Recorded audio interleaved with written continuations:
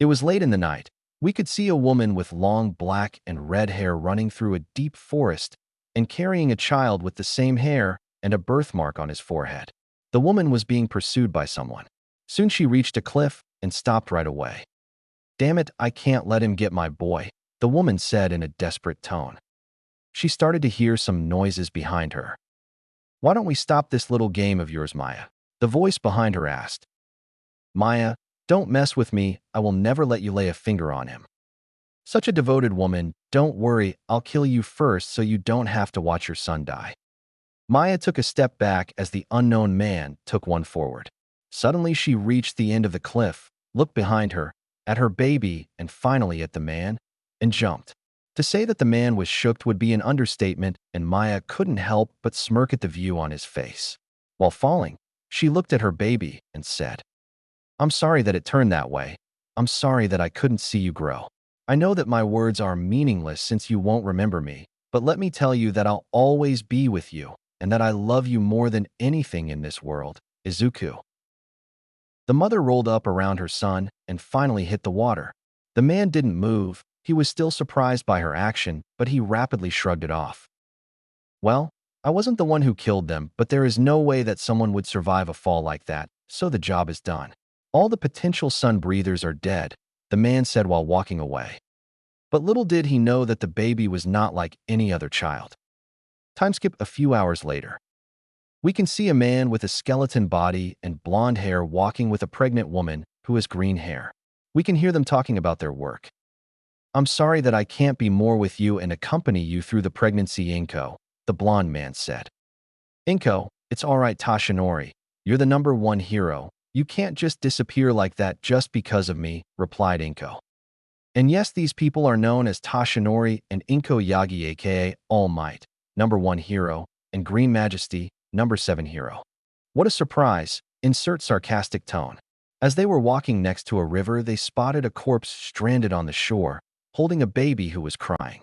Toshi immediately rushed to the baby and checked the pulse of the woman who was holding him. "Toshi, she's dead." "Inko, what do we do about the baby? We can't just let him here." "Toshi, well, maybe we can take him.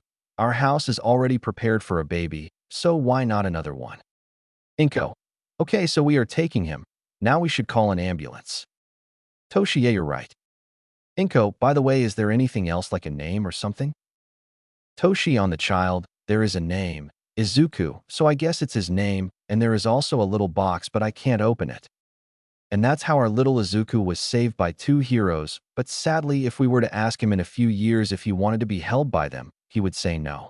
No, if he knew what was going to happen, he would stay far away from them. Time skip for years later. Narrator POV. It was a bright morning in the Yagi household. We can see two little kids jump on the bed of their parents. One was a boy with long black and red hair with a birthmark on his forehead and red eyes, and the other is a little girl with blonde hair and green eyes. There are Izuku and Izumi Yagi.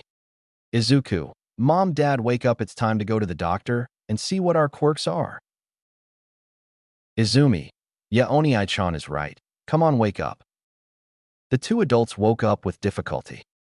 "Inko, kids, calm down, it's 6 in the morning. First, we're going to eat breakfast, brush our teeth, get dressed, and then we can go, okay?" Izuku/Izumi, "Okay, Mom." Time skip to the doctor's office. Izuku POV. Inko, Izuku, and Izumi are seen waiting for the doctor to arrive with their result. Izuku, "I can't wait to see what my quirk is going to be like." Izumi, "I neither, I'm so excited."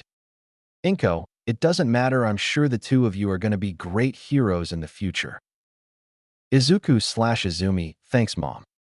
Soon, the doctor arrived with the result, but you could say that something was wrong by looking at his facial expression. Asterisk. Inko, "Is there something wrong, doctor?" Doctor, "Well, I have good and bad news. Which one do you want first?" Inko, "The bad one first, I guess." Doctor, ***, "I hate this part of the job," muttered the doc. "Well, I'm sorry, but your son is quirkless, and you won't get one in the future." I'm quirkless. But I wanted to be a hero like All Might. I wanted to put a smile on the face of the citizens." Inko, "I see, and what's the good news?" Why do you sound like you don't care, Mom? Doctor, well, the good news is that your daughter has a strong telekinetic quirk that can rival Green Majesty if well trained. Izumi, did you hear that, Mom? I can become a hero like All Might and Green Majesty. Inko, yes, my baby, you're going to be a great hero in the future, but we have to train you. Let's go, Izumi, and thank you, Doctor. Dr. POV. Did she just leave without her son? She didn't even look at him. She didn't try to comfort him. Damn, what a bitch. How the fuck can you do that? No, it doesn't matter. This boy needs someone right now. Doc, hey boy. He just looked at me with eyes filled with sadness. Doc, it doesn't matter if you don't have a quirk. A quirk is just a tool. It does not define who you are or who you want to be. If you want to become a hero, then train your ass off. I'm sure that you'll be able to do something great. His eyes filled with sadness turned into ones filled with determination. Izuku, thank you, Doctor. It really means a lot, he said while smiling. Holy shit. What's with this kid's smile? It's too bright. I need sunglasses. Izuku POV. I quickly left the office to catch up with my mom, and then went home, but on the way they were talking about future projects like her training. What does she want for her birthday, for Christmas? Soon we reached home, and our dad was watching TV. Toshi, so how did it go? Inko, well, Izuku is quirkless, but Izumi has a very strong telekinetic quirk. Dad just got up without even looking at me and lift up Izumi in the air. Toshi, isn't that great, Izumi? You're going to become a great hero. Don't worry, starting tomorrow, we're going to train you to be the strongest. Izumi, yeah. Why? Why do they act like I didn't even exist? Is it because I'm quirkless? But it's not my fault. I didn't choose to be quirkless. I wanted to have one. I wanted to be a hero. No, don't think like that. I don't have their support. Okay, they won't train me, okay? I'm going to train on my own. Time skip the day after. Izumi POV. I was in school when I spotted my friends Shoto, Shoko, Katsuki, and Katsumi. Izumi, hey guys. For of them, hey Izumi. Katsuki, you went to the quirk doctor yesterday, right? So what's your quirk? Shoko, and what's Izuku's quirks? Izumi, my quirk is called telekinetic. I can lift things with it, and I can create some blast, and Izuku is quirkless. Shoto, well, it's sad for Izuku, but it doesn't mean he can't become a hero. Look at Eraserhead. He basically fights quirkless. Izumi, but guys, I'm scared. Even though Uncle Eraser fights quirkless, he still has one. What if Izuku dies trying to become a hero? I don't want to lose my Oni-chan. I said while crying. Katsuki, maybe we can scare him with our quirks. This way he would understand that it's dangerous and stop trying. Shoko, it's a bad idea. Katsumi, I agree with Shoka. Katsuki, then do you want to let him die? The girls didn't say anything and then finally agree. Izumi, okay, let's do this. I don't want him to die. We started looking for Izuku. When we found him, he was reading a book about quirks. I then asked him, Izumi, Oni-chan, do you still want to become a hero even though you're quirkless? Please, Oni-chan, says no. Izuku, of course, it's my dream. He couldn't even finish his sentence that the Bakugos have already landed an explosion on his face. The Todorokis froze his arms, and I push him away with my telekinesis. He landed a few meters away. Izumi, do you really think you can become a hero? You're just a quirkless trash. I'm sorry, Oni-chan, I don't want you to die. Katsuki, yeah, you should just give up. There is no way that someone like can become a hero. Give up, bro. Izumi would be sad if you don't. Katsumi, it's embarrassing. You should just stop. Please give up, I-chan. I don't want you to get hurt. I love you. Please give up. After that, we just left him on the ground and began to walk away, but something was weird, so I decided to ask. Izumi, Shoto, Shoko, why didn't you say anything? I thought you agreed to help us? Shoto, even though I'm scared for him, I still think it's a bad idea, but I don't have a better idea, so I hurt him a little, but I won't say anything to destroy his mind and sanity. Shoko, I agree with Shoto. Katsuki, TCH, whatever, as long as you don't get in our way. Meanwhile, Izuku POV. Why? Why did they do that? Aren't we friends? I thought that they would support me, but it seems that I was wrong. So my parents and friends don't care about me. So I'm alone. Okay, they'll see. I'll show them all. I lay on the ground for a few more hours because the pain was too high. Then I went home only to see my parents and my sister having dinner without me. Whatever, I just went to my room and bandaged my wounds and went to sleep. Tomorrow is going to be a better day, right? Izuku is now 10 years old. It's been 6 years now, 6 years full of abuse, bullying, harassment, and neglect. His sister and her friends didn't stop. They grew stronger and abuse our little cinnamon roll every day. The little couldn't even rest at home because he has to make his own food since Inko stopped making him food. Now you must be wondering why he called her Inko. That's because he doesn't see Inko and Toshi as his parents. They're not even his real parents. To begin with, Izuku might be 10, but he has an IQ of 240, which is 5 points behind Nizu. Nizu is 245. But let's be honest, even a dumbass could see that he's adopted. Izuku is now used to the pain not only because of the daily beating, but because he started to cut himself 2 years ago. He wanted to control something in his life. He wanted to feel like it was his choice. Note: if you are thinking of cutting yourself, then don't and go talk to someone. I was like that 2 years ago. For personal reason, I started to cut myself, and it was the most painful phase of my life. But thanks to someone, I stopped, and today I'm feeling better. If you ever feel this feeling, go talk to someone. I can guarantee you that is a really bad idea. It was the end of the school day, and of course, Izuku was bored AF cause he has already completed the curriculum of the best university in Japan. Finally, the bell rang, and he started to pack up his stuff, but of course, he wouldn't go away like that. Katsuki, oi Deku, where the fuck do you think you're going? Izuku, home, he responded with a bored tone. Izumi, Deku, why are you even here? You should just stay at home if you're gonna slack off. Shoto and Shoko just stayed silent because they didn't want to insult him even though they have already heard him. Katsumi, honestly, you should be ashamed to be his sister, Izumi. Katsuki, nerd, what's that hero analysis? Oh please, you still think you can become a hero? You're just a Deku without any future.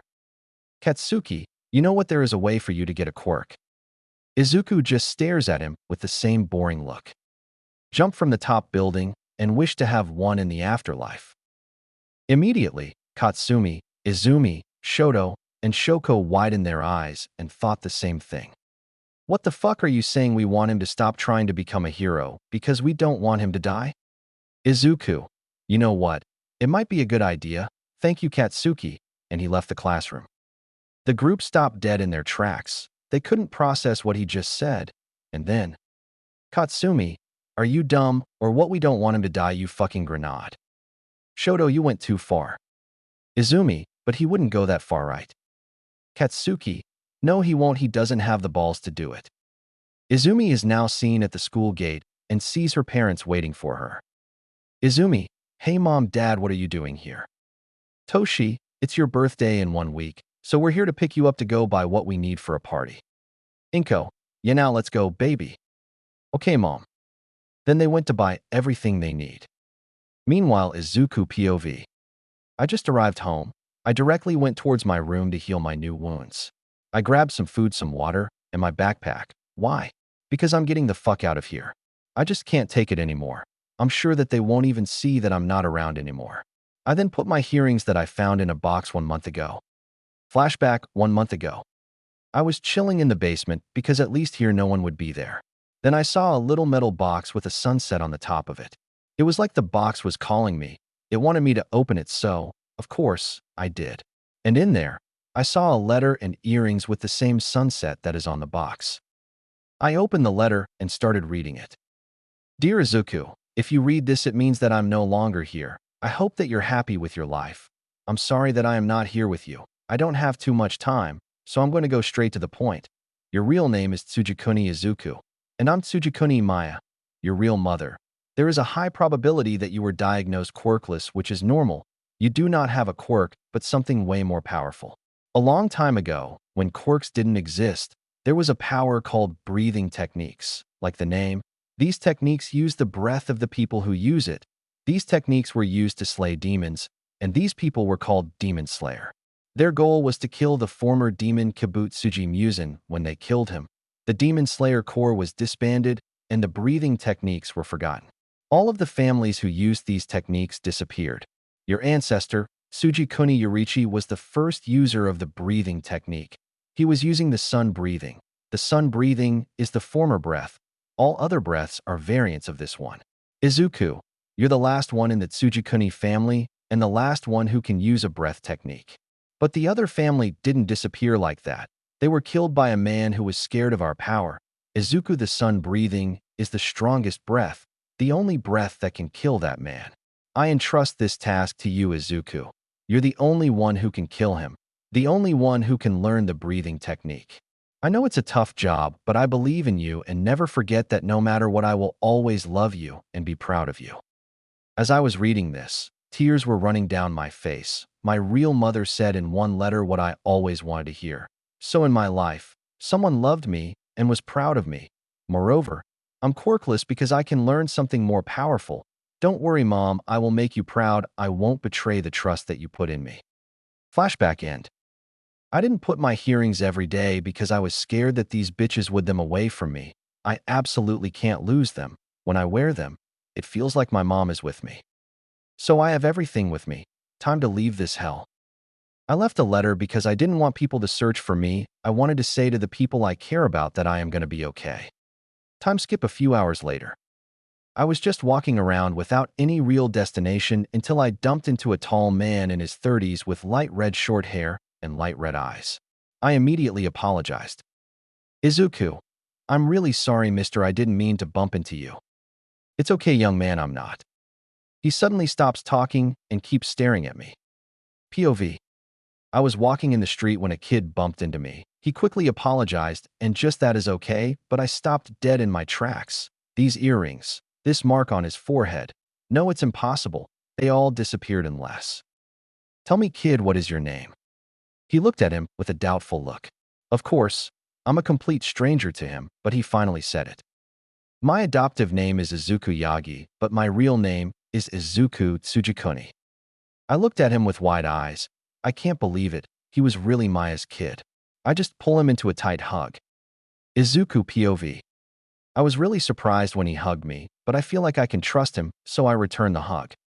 Tell me, Izuku, what are you doing outside at this hour? I then proceeded to tell him everything from the neglect to the bullying, the letter, and the breathing. As I was talking, I can see him fuming in anger. Not gonna lie, it felt kinda good that this man cared about me. I see, so that's why. Tell me, kid, would you like to come live with me and my family? I can't let the child of Maya alone in the streets. I could also train you. First, how do you know her name? Second, what is your name? Third, why would you take me? And fourth, how would you train me? The man just laughed a little before replying. You're pretty intelligent for your age. Thanks, my IQ is 240. Now please answer the question. Holy shit, you're a fucking genius. Well, my name is James Vermillion. I know her name because the Vermillion and the Tsugakuni are friends for a long time, and your mother was like a big sister to me. I would like to take you because you're basically my family, even though we are not blood related and in my house. I have a book that explains how to use the sun breathing, but I can't open it. Only a Tsugakuni can open it, and I could train your sword skill. I sensed that he was saying the truth, so I don't see why I shouldn't come. I need to become stronger. Okay, then I would be in your care. Great, now let's go. Our plane is in 1 hour. Wait, plane? Where do you live? I live in Paris. I widen my eyes. I'm gonna go to France. I always dreamed to go to France. Is there a problem? Not in the slightest. I was just surprised. It's my dream to go to France. I see, it's great, then let's go. It was the beginning of my journey to become the last demon slayer and become the strongest hero. Meanwhile, with the Yagi, Toshi, Inko, and Izumi are seen in a random store. They are trying different clothes because they're going to throw a party for Izumi's birthday. And of course, the Todorokis, the Bakugos, Midnight, Present Mike, Eraser, Nizu, GT, RG would be there, so needed to make a good impression. Izumi, Mom, what do you think about this one? She was wearing a white and blue dress. Inko, you look beautiful in this one, my baby. Thanks, Mom, I'm taking this one. Are you sure you don't want the other one as well?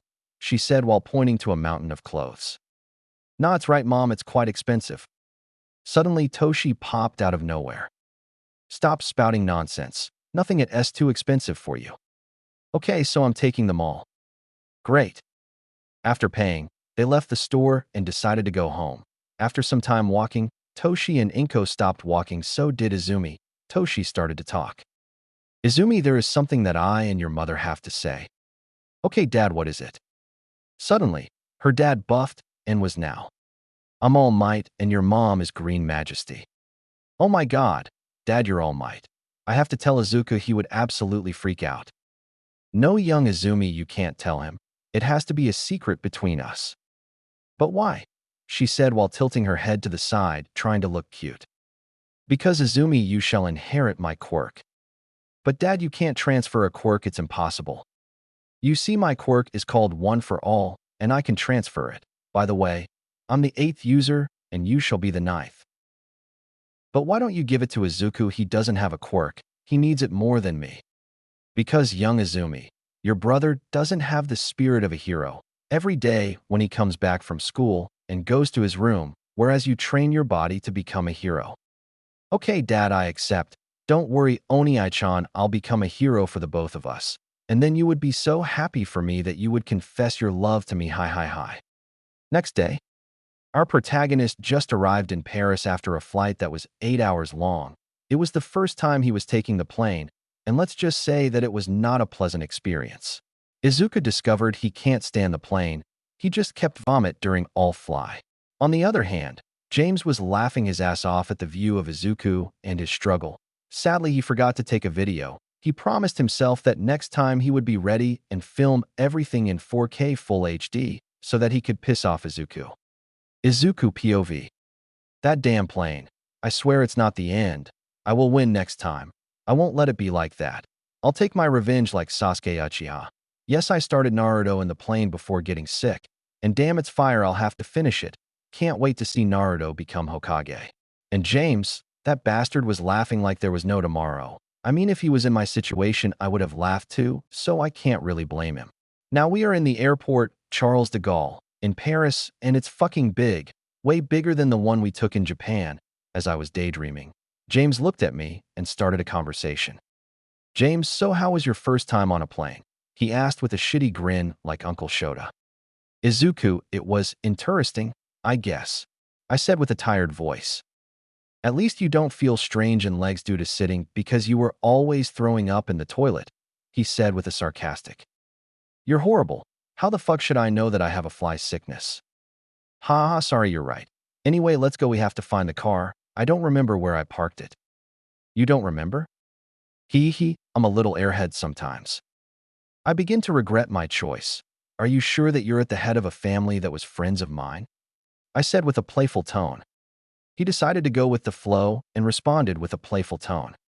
Ah, you're hurting my feelings. I thought you were on my side, but it seems that the same as Maya and my wife. I didn't know you were married. Well, I am. It's been 20 years now. I also have a daughter. She's the cutest girl in the world. She will be training with you. She wants to become a hero too. I'm sure you'll get along very well with each other. I can't wait to meet them, I said with my 1,000,000 smile. James, what the fuck? What's with his smile? He could illuminate the city that. James, I'm sure they would be happy to have you. Oh, here's the car, let's go. Asterisk. Right behind you. Narrator POV. Time skip after the drive. The drive was rather calm because James was focused on the road and Izuku was sleeping since he was tired of the fly. Now Izuku is seen before James' house, and we can clearly see that he was shocked. Izuku, is that really your house? It's so big, Izuku said in awe. James, yes it is. Now let's get inside, my wife is waiting inside. The two of them went inside and Izuku was once again in awe before the living room. The table was in marble, and so do the wall. There was a huge TV on the wall, a gray couch, and a huge chandelier on the ceiling. On the couch was sitting a woman who was in her 40s, but was still really beautiful. Long straight red hair. She was wearing a simple white shirt with a pair of pants. She saw her husband enter the living room, get up and kiss him. Hey honey, so was your travel? She asked in a calm voice, yet beautiful. James, it was great also, I brought someone. The woman then looked at the boy who was behind James. She wanted to say hi and asked who he is, but instead, she just stares at him in shock. James, is he? Yes, he is. Honey, I present Tsujikuni Izuku, the son of Tsujikuni Maya and the last human being who can learn the sun breathing. And Izuku this is. He couldn't even finish the greetings that the woman already wrapped the boy in a hug so tight that it could be compared to the whole of a high schooler during her first time. And sorry about this one, I couldn't help it. I'm so happy. I thought that you died along with your mother. I'm so happy. Where were you? Did you get adopted? Did they treat you right? If not, then I'll burn them to ashes, she said while crying tears of happiness. James, whoa, calm down, Mana, you're choking him. He can't breathe nor answer your question, he says while chuckling. She then realized that the boy was turning blue, so she quickly let him go and let him breathe. Mana, I'm sorry, I was just so happy to see you that I couldn't stop myself. Izuku, it's okay. Actually, it's only the second time I receive a hug in 6 years, so I'm happy to see someone that is as happy as you, he said in a sad tone. Mana, what do you mean by that? Her tone was still calm, but one could tell that she was ordering you to talk, and so Izuku complained. He told everything about the neglect, the bullying, how he had to cook food for himself, and how he was treated. He also told her about self-harming. At this point, Mana and James were ready to take the next flight to Japan and beat the shit out of them. After the explanation, Mana quickly pulled him into another hug and said, Mana, I'm so sorry for all of that. I'm sorry we weren't there for you, but worry we won't let them take you away from us. Now you have a real family who loves you and would do anything to make you happy. At this point, Izuku couldn't hold his tears anymore and started to cry and return the hug. How long has it been since someone cared about him? Since someone loved him? Since he felt this warmth? He was beyond happy. He couldn't be happier. Izuku, thank you. Thank you so much. After a while, he finally stopped crying and broke the hug, and Mana began to introduce herself properly. Mana, hello again, Izuku Tsujikuni. My name is Mana Vermilion, and I'm the wife of James Vermilion, the former #1 hero in France, and I am the headmistress of the Izanami Private Academy, also known as the best school in France. Pleasure to meet you, and what do you mean by former hero? Mana, I see, so he forgets to tell you. Why am I not surprised? James, haha, sorry, well, I'm known as the former pro hero Blaze, but I retire and open my own business, and I am pretty successful. Izuku, I see, no wonder your house is so big. You're both successful. Mana, yeah, that's right. Suddenly, the temperature of the room dropped. The reason why? Mana was smiling, but it was not a friendly smile. It was a smile that was saying, run for your life. Her smile was colder than the winter in Russia. She then asked, now, Izuku, about your self-harming. Do you still continue, or did you stop? I stopped 1 month ago, he answered while stuttering cause he was scared for his life. Then Mana dropped the cold smile and was now in a full friendly mode. Izuku sighed in relief. I'm sorry if I scared you, but I can't stand to see you hurt yourself. Now can you promise me that you would never do it again? I swear that I will never do it again, Mana. He quickly corrected himself, but unfortunately for him, Mana heard it. Mana, you were about to say mom, right? Izuku, I'm sore. But Mana didn't let him finish. It's all right, Izuku, I would love to be your mom.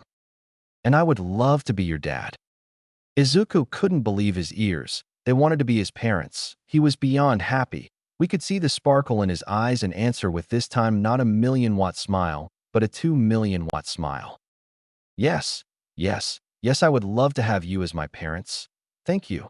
Thank you so much. The two adults couldn't look at him. He was brighter than the sun, and they were overjoyed. The happiness of the boy was contagious. They did a family hug. Finally, Izuku has something he can call family. A few minutes later, the door opened and a beautiful girl entered the house. She was absolutely beautiful. She was wearing a red uniform. You could tell that she was coming back from school. Her hair was crimson red and her eyes were the same color. Izuku was bewitched by her. She was the most beautiful girl that he has ever seen. Hey mom, hey dad, I'm home, said the crimson girl.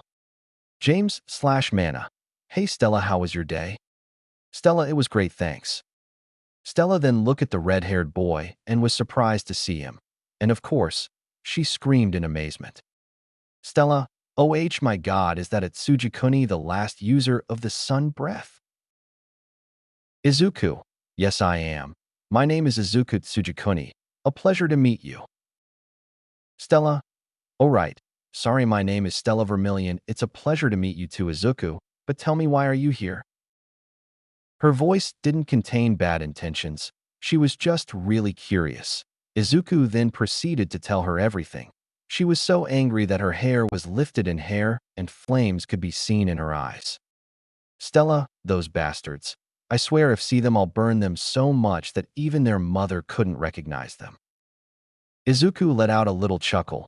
Even if she was angry, he was glad she was angry for him. Izuku, it's okay. I don't really care about them anymore after all. I have you guys. And Stella, you should work on your angry face. You're way too cute. Suddenly, all the flames disappear, and her face was as red as her hair, and stuttered. Stella B.A.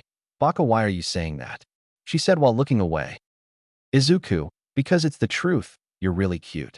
He said while blushing a little. Stella, I see, thank you, you're cute too, she said while looking away. The parents were watching this and couldn't help but think one thing. James, so they have a crush on each other, that's good for them. Mana, grandchildren. Stella, but I need to find you a nickname. Don't get me wrong, I love your name, but I don't want to call you the same way as these bastards. Izuku, I'm fine with it. Do you have something in mind? She started muttering. Stella, well, Izuku, Izuku, Iku, Iki. Stella, Iki, I gonna call you Iki. How is it? She was a little stressed because she wanted her Cruz, that the boy would like his surname. Izuku, Iki, I love it, thank you, Stella. Stella sighed in relief. She was glad he liked his nickname. Mana, Iki, it's kinda cute. I'm gonna call you the same way. James, yeah, I'm gonna do that too. Iki, suit yourself, Mom, Dad. Mana, it's getting pretty late. Stella, could you make a tour of the house for Iki? Then we would go out to eat to celebrate his arrival. Stella, okay, Mom, come on, Iki. Iki, I'm coming. They left the living room and went around the house, leaving the two adults alone in the living room and starting a discussion. Mana, you saw it too, right? James, these two have a huge crush on each other. It's the first time that I see Stella act like that. Mana, true. So are you feeling about it? James, honestly, I'm glad. I'm sure these two are perfect for each other. Besides, it's in the tradition that the son of the Tsujikuni has to marry the daughter of the Vermilion, so if they love each other, it's perfect. Mana, and here I thought you were going to act the same you did to those who proposed to her. James, these guys were only after her money or her future body, but I can see in Iki's eyes that won't do something like. Mana, I couldn't agree more. Meanwhile, Iki and Stella. Iki POV. Stella was giving me a tour of the house, and damn, it's amazing. There's literally everything. A garden, a pool, a training field, a shower in each bedroom, a relaxation room, a game room, a jacuzzi, and the bedrooms were way bigger than my former room in the Yagi household. Time skip after dinner. Narrator POV. Iki and Stella were hanging out in Stella's room. They were talking about what they like, what they want to be in the future, what they hate, and what they do in their free time. As time was passing, the two of them realized that they have a lot in common. They couldn't help but smile at each other. They only met a few hours ago, but they could tell that it didn't matter. They learn a lot from each other.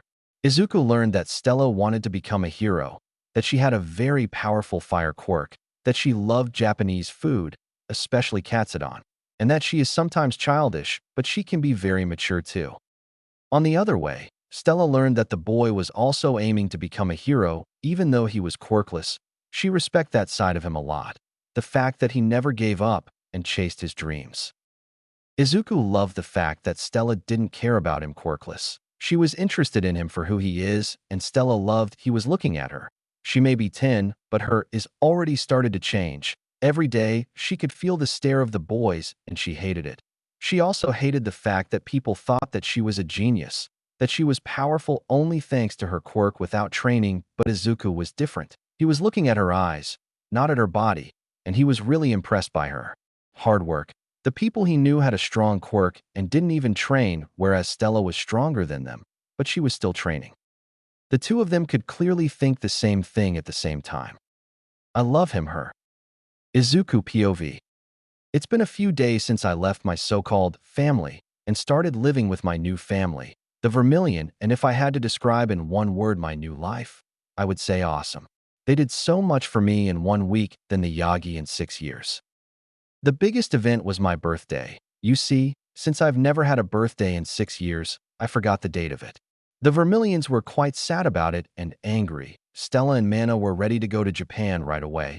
But then I told them that in the box which contained the letter and the earrings, there was also my birth certificate with my real birth date, and it also proved that I was the son of Tsujikuni Maya and not theirs. NT. The Yagi. So legally I'm not their son. So even if they were to find me or try to take me back, which I highly doubt, they don't the right to do so. So I celebrated my birthday 2 days ago. Lucky for me. I'm born on the 24th and I started living in Paris on the 22nd. It was so amazing that I cried with joy. Stella also brought 2 of her friends. Well, her only friends. Their names were Shizuku Kurigane, a small girl with white hair and green eyes, and Nagi Arijuan, but we call him Alice, a man with pinky hair and eyes the same color. I don't know why, but I get a feeling that I should not share a room with him. Right now I'm in front of Dad in a training room, because today I'm starting my training. I was wearing regular sports clothes and James was wearing the same. He then talked. James. Okay, so today we're starting your physical training while Stella is at school, and when she comes back, we'll start the training with a sword. Any questions so far? He asked me. Izuku, no, I'm good, Dad. I answered, feeling confident. James, oh, you don't seem to be an afraid kid. Izuku, well, even though I don't know how you're going to train me, it's not like I've never worked out, so I think I'm going to be okay. James, I swear you're not ready for what's coming, he said while grinning. So starting today, you will have to do 1,000 push-ups, 1,000 pull-ups, 10,000 squats, run 20 kilometers, and finally lift some weights. Then we'll work on your sword skill. And when I think that you're ready, I'll give you the book which contains all the sun-breathing techniques and how to use them that your mother entrusted to us. Sadly, I couldn't help you with it because only Tsujikuni can read the content of the book. Easy, right? It's not too much, right? You can do it, right? He said while smirking like a madman. Not too much. Not too much. I know that I said I was going to be okay, but boo-hoo. What the fuck is that? Does he want me to die? Of course, it's way too much, but there is no way in hell I'm going to say it. Look at his face, he's enjoying it. But I know that he's only doing it for my sake. It's just that he's a fucking sadist who loves to hurt people or see people getting hurt. What a bitch. Izuku. To be honest, I think that it's going to be difficult, that my body will cry, that I would want to stop in the middle, but I promise you that I'm not going to slack off, Dad. After my little speech, I could see a smile forming on his face. James, that's the spirit, son. Never give up and always go forward. That's how you're getting stronger. Now get the fuck up and go train now. Damn. He switched from a father to my coach faster than my former parents turned their back on me after learning that I was quirkless. Well, I should start now. I got up and did a military pose and screamed. Yes, coach. And then my training started. Well, if you can call it training, in my words, I would say that it was fucking hell. It felt like my soul was leaving my body and that my limbs were dead. And this, without the training with Stella, to learn how to use a sword, I had to repeat the same movements over and over again. My hands hurt so much that at some point I didn't feel anything in them. Wait, because it's not finished. I also had to fight Stella every fucking day. And let's just say that it was not glorious. She wiped the floor with me. But it was kinda great. I'm not saying that I liked getting my ass whipped on the floor, but every time we fought, I could feel that I was getting closer and closer to her. Not gonna lie, it was a great feeling. But it's not the right time. Right now I need to get stronger so I can work on the sun breathing and be ready for the entrance exam of UA in 4 years and 5 years. Time skip 2 years later. Izuku is now 13. Izuku POV. It's been 1 year since I started training with James and Stella. I can now keep up with Stella. Obviously, she is still better than me, but unlike in the beginning, now I winning some match against her. You should have seen her face for the first time. She was so happy for me that she hugged me for 5 minutes straight. After realizing what she was doing, she let go and apologized, but I shrugged it off, saying that I enjoyed it. Her reaction was priceless. Her face was so red that smoke could be seen on the top of her head.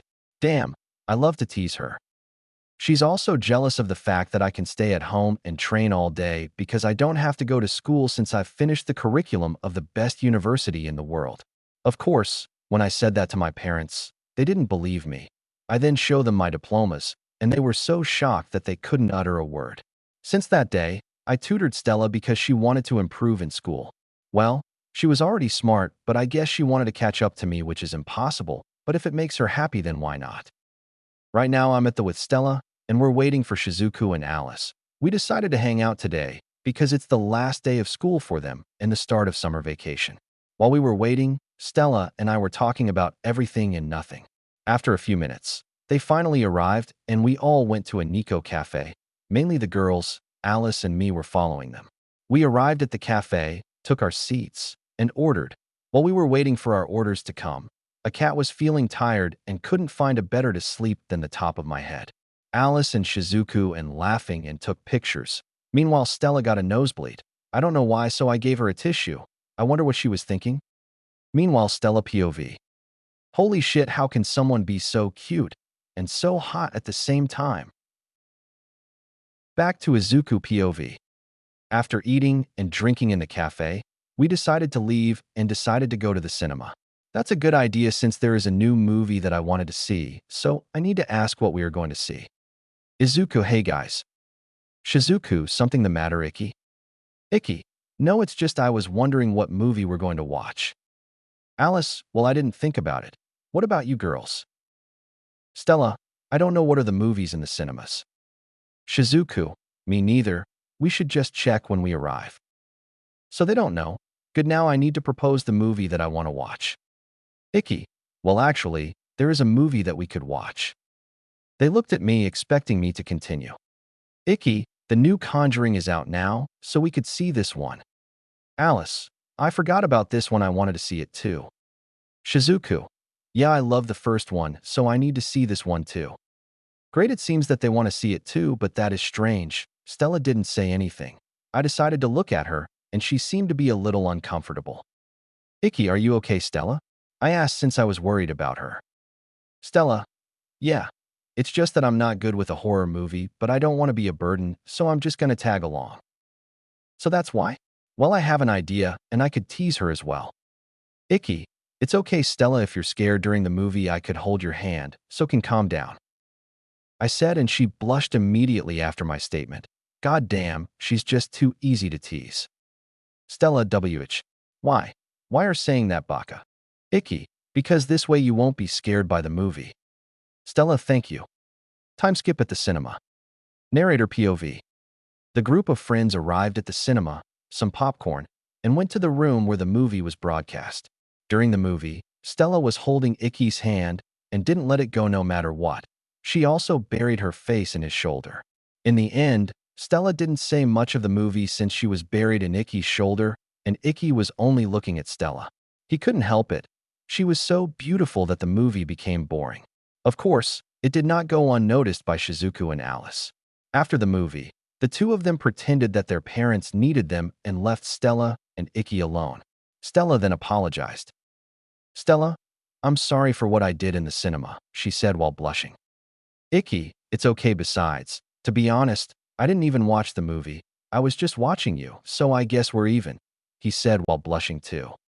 Stella, I see. Icky, we should go. It's getting late. Stella, yeah, you're right. And so they decided to go home.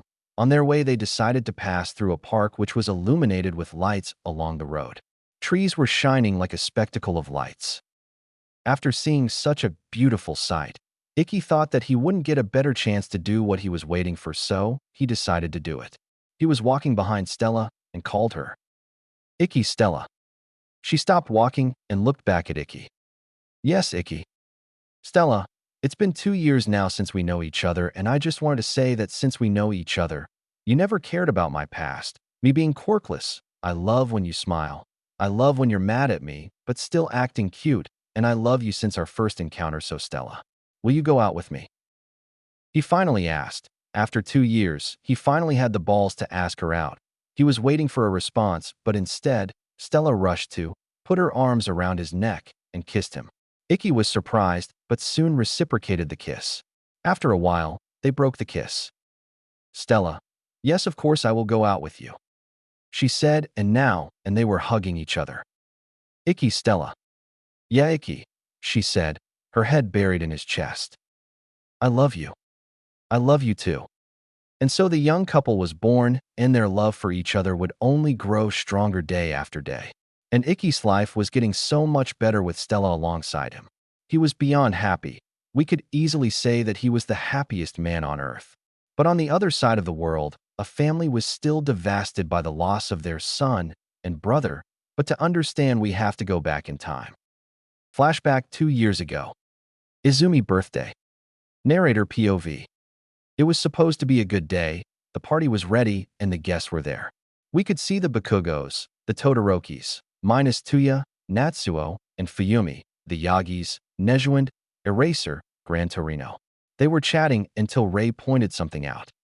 Ray, hey guys, where is Izuku? It's been a while since I saw him. Enjoy, yeah, you're right, where is he? Toshi, he should be in his room. Next, Eraser and Gran Torino were getting suspicious. Ray, I'm gonna check on him. And so she went to his room, opened the door, and was welcomed with dust and a strong scent of blood. The scent was so strong that the guests smelled it too and went to his room and were shocked.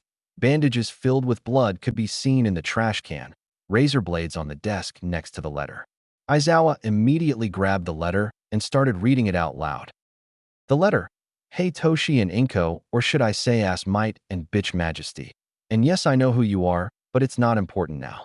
I wrote this letter to say that I'm leaving this fucking house. I can't take any more. All the neglect I go through every fucking day. The beating that I receive every fucking day from my shitty sister, Katsuki and Katsumi. Why am I neglected and bullied, you may ask? Because I'm fucking quirkless. All of that because of something that I couldn't even control. Also, I know that you're not even my real parents. I found the box that you hide in the basement, and I wonder if you were even planning to give it to me.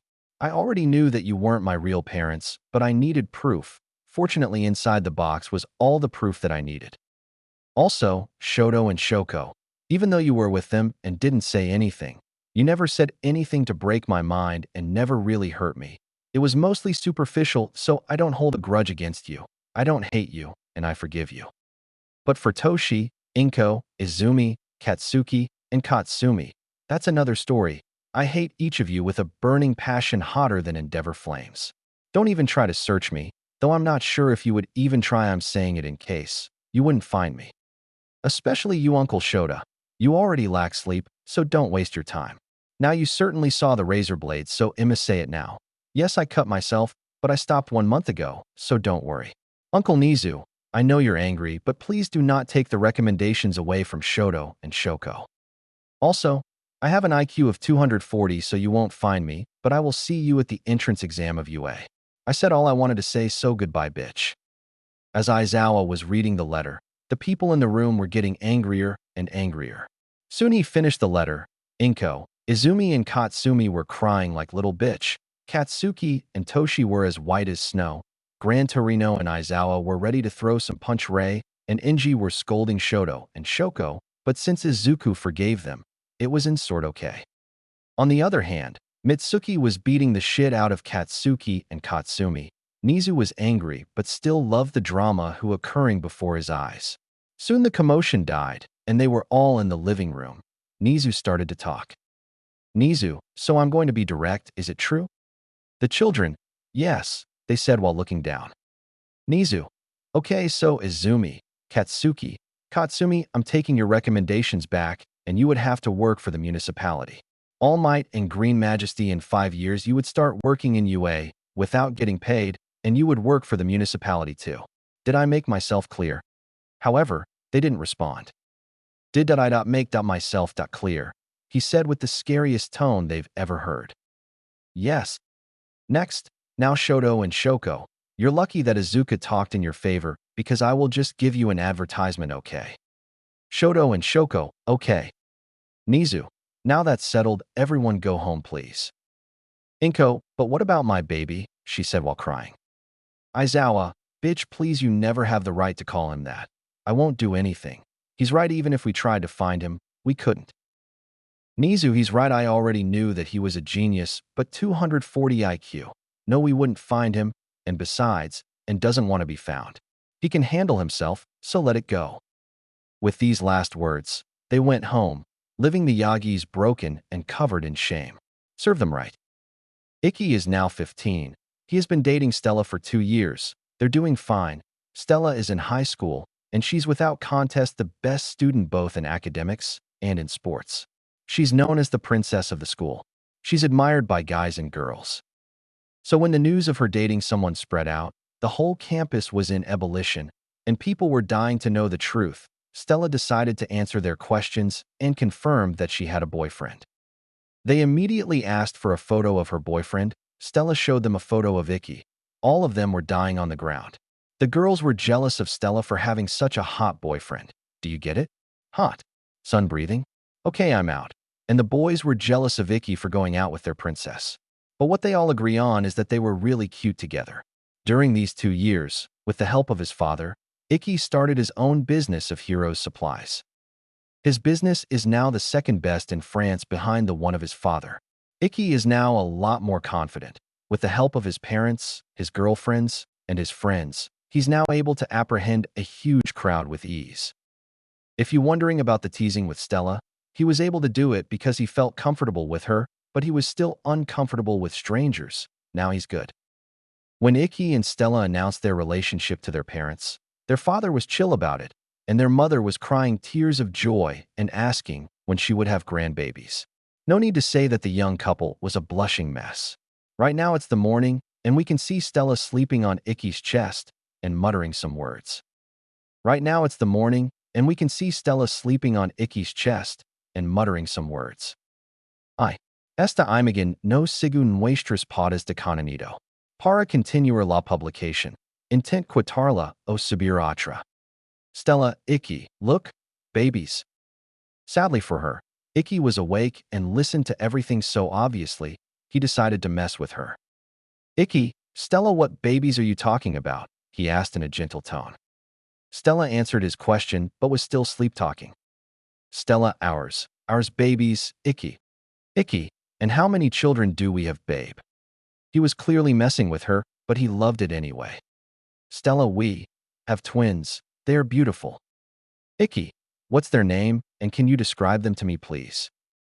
Stella, our baby girl is Maya. She has my hair, but your eyes. And our baby boy is named Shota. He has your hair, but my eyes. Remarking the time, Ikki decided to stop messing with her and wake her up.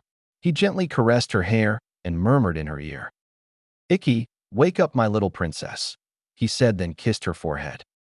Realization hit her as she understood that she was talking the whole time to her boyfriend. She woke up immediately and blushed in embarrassment. Stella, Ikki, what was I talking about?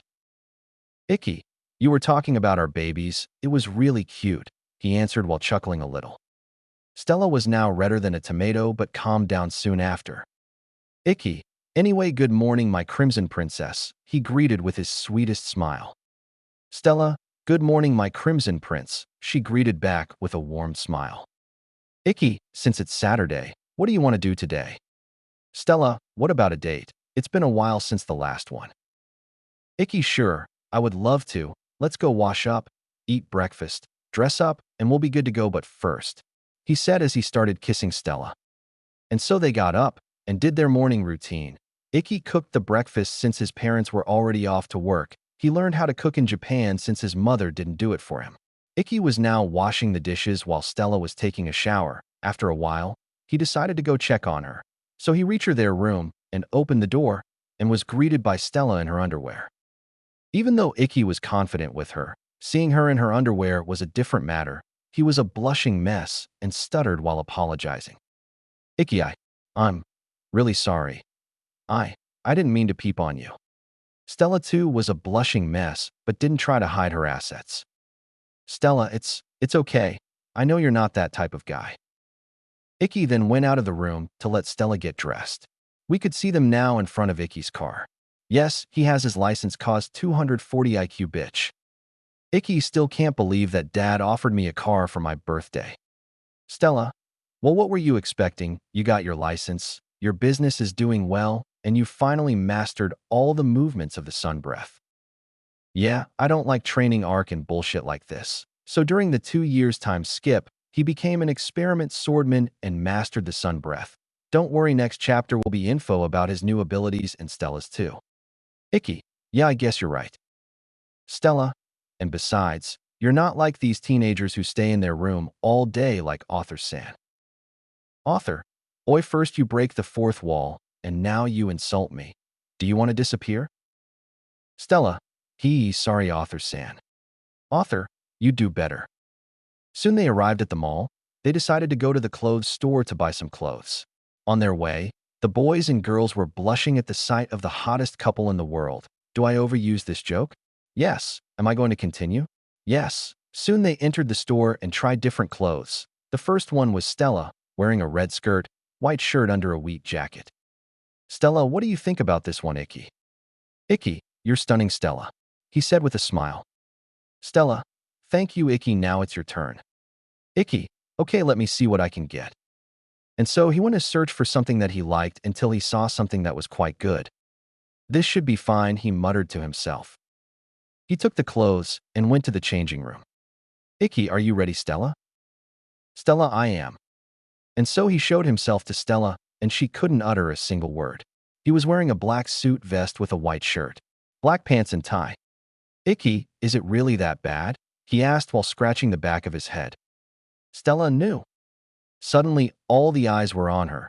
She apologized to the customers and turned back to Icky. Stella, it's just that you were so handsome that I didn't know what to say, she said, clearly embarrassed. Icky brightened up as his girlfriend loved his outfit. Icky, I see, I'm glad you like it. I'm gonna take it. After paying, they left the store. They were sitting to rest a little when Stella's stomach growled. Icky, we should go eat lunch. Stella, excellent idea. And so they made their way to a Japanese restaurant. Icky ordered soba, and Stella ordered katsudon. Soon their order arrived and began to eat. Stella, Icky. Icky, a problem, Stella? Stella, no, it's just our parents aren't here tonight, right? Icky, yeah, they said they were invited over to a friend's place, and since it's far away, they're going to sleep there. Why? Stella, well, since they won't be there, we could watch a movie in the living room while cuddling, she said while looking away. Icky, yeah, I love the idea of having you in my arms for hours. They finished their meal, ordered desserts, and both of them were getting a crepe. While Stella was eating, Icky couldn't take his eyes out of her and kept staring at her as her eyes were closed, quietly and cutely enjoying her dessert. Stella, is there something on my face, Icky?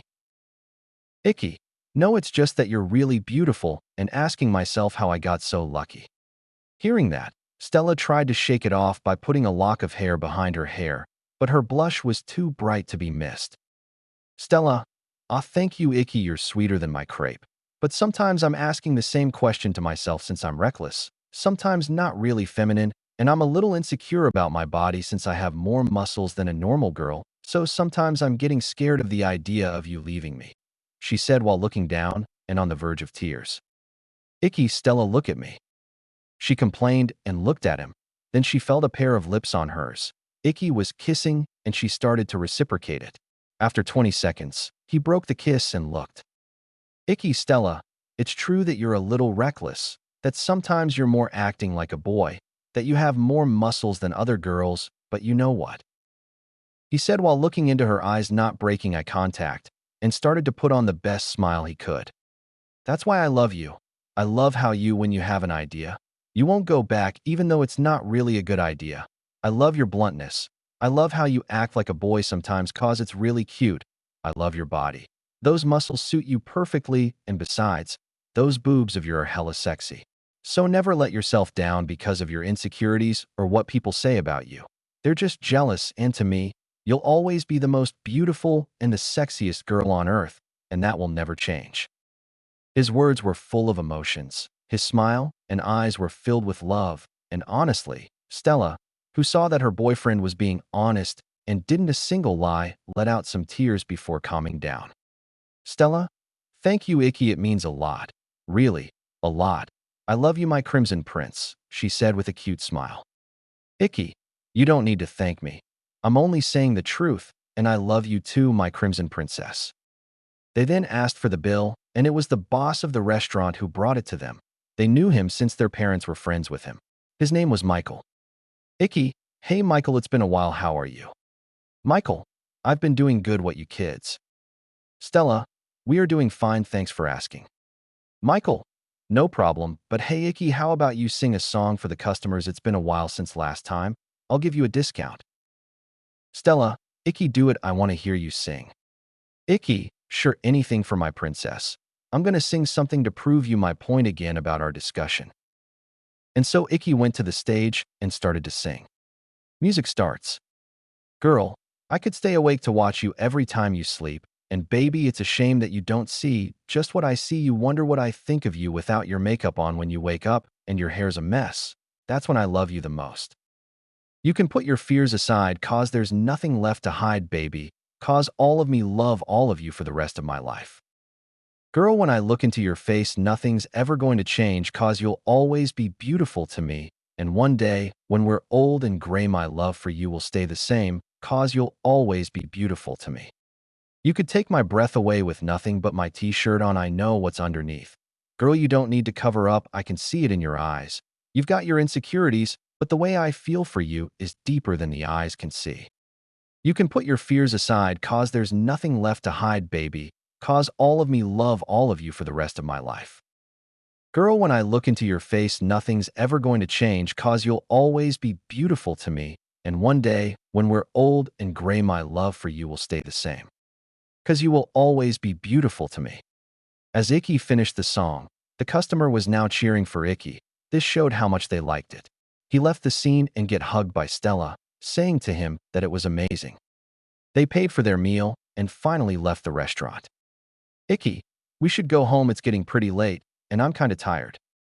Stella, "Oh babe, I can assure you that you're not sleeping tonight." And so they decided to end their date and go home.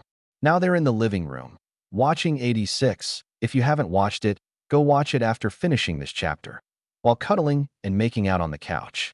Soon night came and Stella got up. "Stella, Icky comes to our room in 10 minutes. Icky nodded his head and Stella went to their room. After 10 minutes, he left the living room and went to see Stella. As he opened the door, he saw her girlfriend, in her underwear, but this time, she was laying on their bed and looking at him with lustful eyes. "Stella, Icky, come and claim me," she said in a seductive tone. "Icky, are you sure you this Stella?"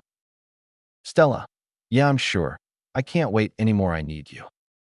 Lemon warning, lemon starts lemon. And so Icky went towards the bed, took his shirt off, pinned Stella on the bed, and kissed her. The kiss soon turned into a make-out session. Both of them wanted to do more. So Icky broke the kiss and made his way to her neck, biting her and giving her hickeys. Stella was moaning louder and louder every time he was biting her. "Stella, Icky, more, I don't know why, but I love it when you bite me. She said between moans. Icky, "Oh, so my Stella is masochist. Well, I guess it fits with my sadistic side," he said with a smile as sadistic as midnight. He then stopped biting her neck, removed her bra, and started licking and biting her nipple and pinching the other one. Stella was breathing heavily due to the constant teasing. She was about to come, but Icky stopped before she could. "Stella, Icky, why did you stop?" "Icky, because you thought you could come so easily while your master hasn't yet," he said with his sadistic tone. "Now get on your knees, you slut," he ordered her. Stella had done her best to hide it, but she loved being treated that way by her boyfriend. She was clearly a masochist deep in her soul. She then did as she was ordered, and was now on the edge of the bed, and Icky was standing in front of her, his crotch in front of her. "Icky, you know what to do, right? Now take off my pants, my underwear, and start sucking it with your slutty mouth, you bitch." Stella, "Yes." Master. Stella was in trance. She didn't complain, and she called him master. She was now his pet, being on four like a dog. She then removed his pants and underwear and was now in front of his 10-inch erect cock. She was in awe in front of it. She was already thinking of how it would feel inside of her. "Icky, what are you waiting for? Be a good dog and obey your master." She started licking the side of his cock like ice cream while playing with his balls. Couldn't hold it any longer. She put it in her mouth and started going back and forth. Obviously, she couldn't take all of it, but she was still capable of taking half of it. Icky put his hand on her head, signaling that he was feeling good. But this was not his only goal. He then grabbed her hair and thrust his dick deep in her throat. In his surprise, there wasn't any gag reflex, which was really great for him. Stella stopped sucking and let him fuck her slutty mouth. As he was putting his dick deep in her throat, she was playing with her boob and fingering herself. After a while, Icky was about to come, but warned Stella. "Icky, you have to swallow everything. If you don't, I'll punish you." And he came inside of her mouth, deep in her throat. Unfortunately, or fortunately, she wasn't able to swallow everything as some cum left her mouth and was sinking over her body. "Icky, so you choose to disobey me. You've got some guts, but I'll punish you." Stella was looking forward to the punishment. She was a slut who loved getting ordered around by her boyfriend and only him. He then turned her around, pressed her head against the mattress, raised her ass, and put his dick at her entrance, and was caressing her. Stella couldn't take the teasing anymore. "Stella, please, master, put it in," she asked, but it was not enough for her master. "Icky, this is not good, my dog. You have to properly beg for it, or else I won't give it to you," he stated as he stopped teasing her. Stella, who was a bit panicked, started begging. "Stella, please, master, give this slutty slave your godly cock. I beg you to put it in," she said in her slutty voice. It was enough for Icky, as he thrust his cock into her in one move, going all the way. She wasn't bleeding since her hymen was already broken due to her training. And so they began to fuck. Every time his cock penetrated her and reached her womb, Stella felt as if her mind was going blank. The only thing she could think of was the pleasure her master was giving to her. But Icky had an idea to intensify their fun. He then grabbed both of her twin tails and pulled them towards him. This way he could go deeper into her slutty girlfriend, and Stella was getting a lot more pleasure from being fucked and being hurt by the man she loved. They continued their play for 40 minutes, and they were now reaching climax.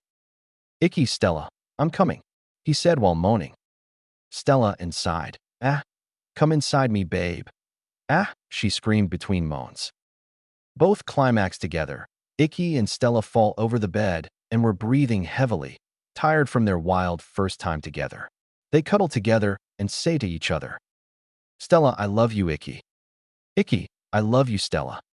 And then fall asleep in each other's arms. Narrator POV. It's been 1 week since our lovebirds shared their first time, and their parents knew that they did the deed. Why? Because Stella was unable to walk for 3 days straight, since we can't say that Icky went easy on her, so he had to carry her around the house, because for her it was his fault, even though she's the one who asked for it. But he executed cause he didn't want to feel her wrath. He was stronger than her, but when she was mad, she could destroy a city in one swing. Right now, they're in front of their parents because Icky announced that he wanted to go back to Japan to try the UA entrance exam, which was in 10 months, and Stella wanted to accompany him. "James, are you sure you want to go back? You can still go to the best school in France, and it's just behind UA in the world's ranking." Icky, "Yeah, I'm sure of it. It's been my dream school since I was a kid, and I know I'm going to ace the exam." "James, aren't you scared of seeing them again? You know that All Might and Green Majesty are going to be teachers there." He asked. It would have been normal since all the bad things they did to him, but the young man has already made up his mind. Icky, "Of course. I would rather not see them again, but I would not let them block me and my dream again.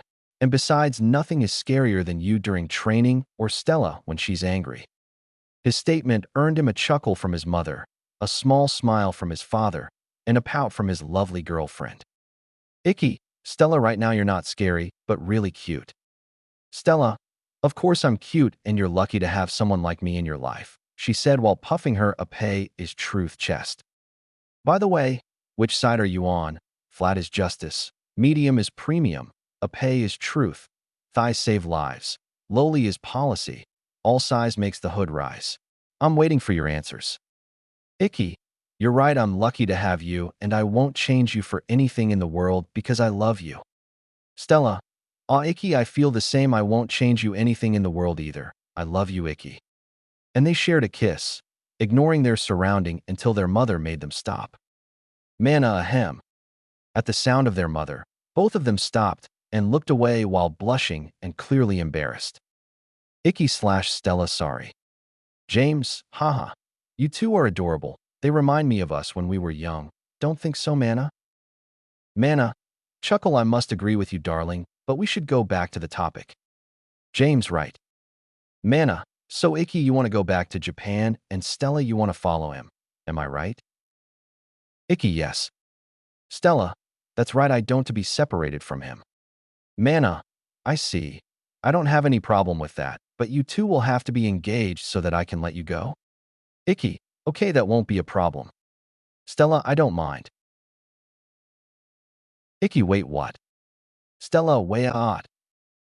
Mana, you heard me right. You two have to be engaged. Icky, but aren't we young to be engaged? Mana, it's not a problem. It's not like I asked you to marry each other right now. You could do that after graduation. Stella, but why? James, for two reasons. The first is that in the tradition, the son of the Tsujikuni has to marry the daughter of the Vermilion. It has been like that for a very long time now. Point 3. Mana, and the second is that you two have already had sex, and you'll be living together and alone. I don't want Stella to pregnant while you're not engaged. Icky, well, it's a big decision. Mana, are you saying you don't want to? Icky, I didn't say that. I love Stella with all my heart, and I know she's the one I want to grow old with, so I don't have any problem with it, but I don't want to force Stella into a decision. Mana, so Stella, what's your decision? Stella, I love Icky too, and I can't see myself with someone else, so I don't have any problem with it. No, I would love to. Icky and Stella looked at each other and hugged each other. A few seconds they broke the hug, but were still holding hands.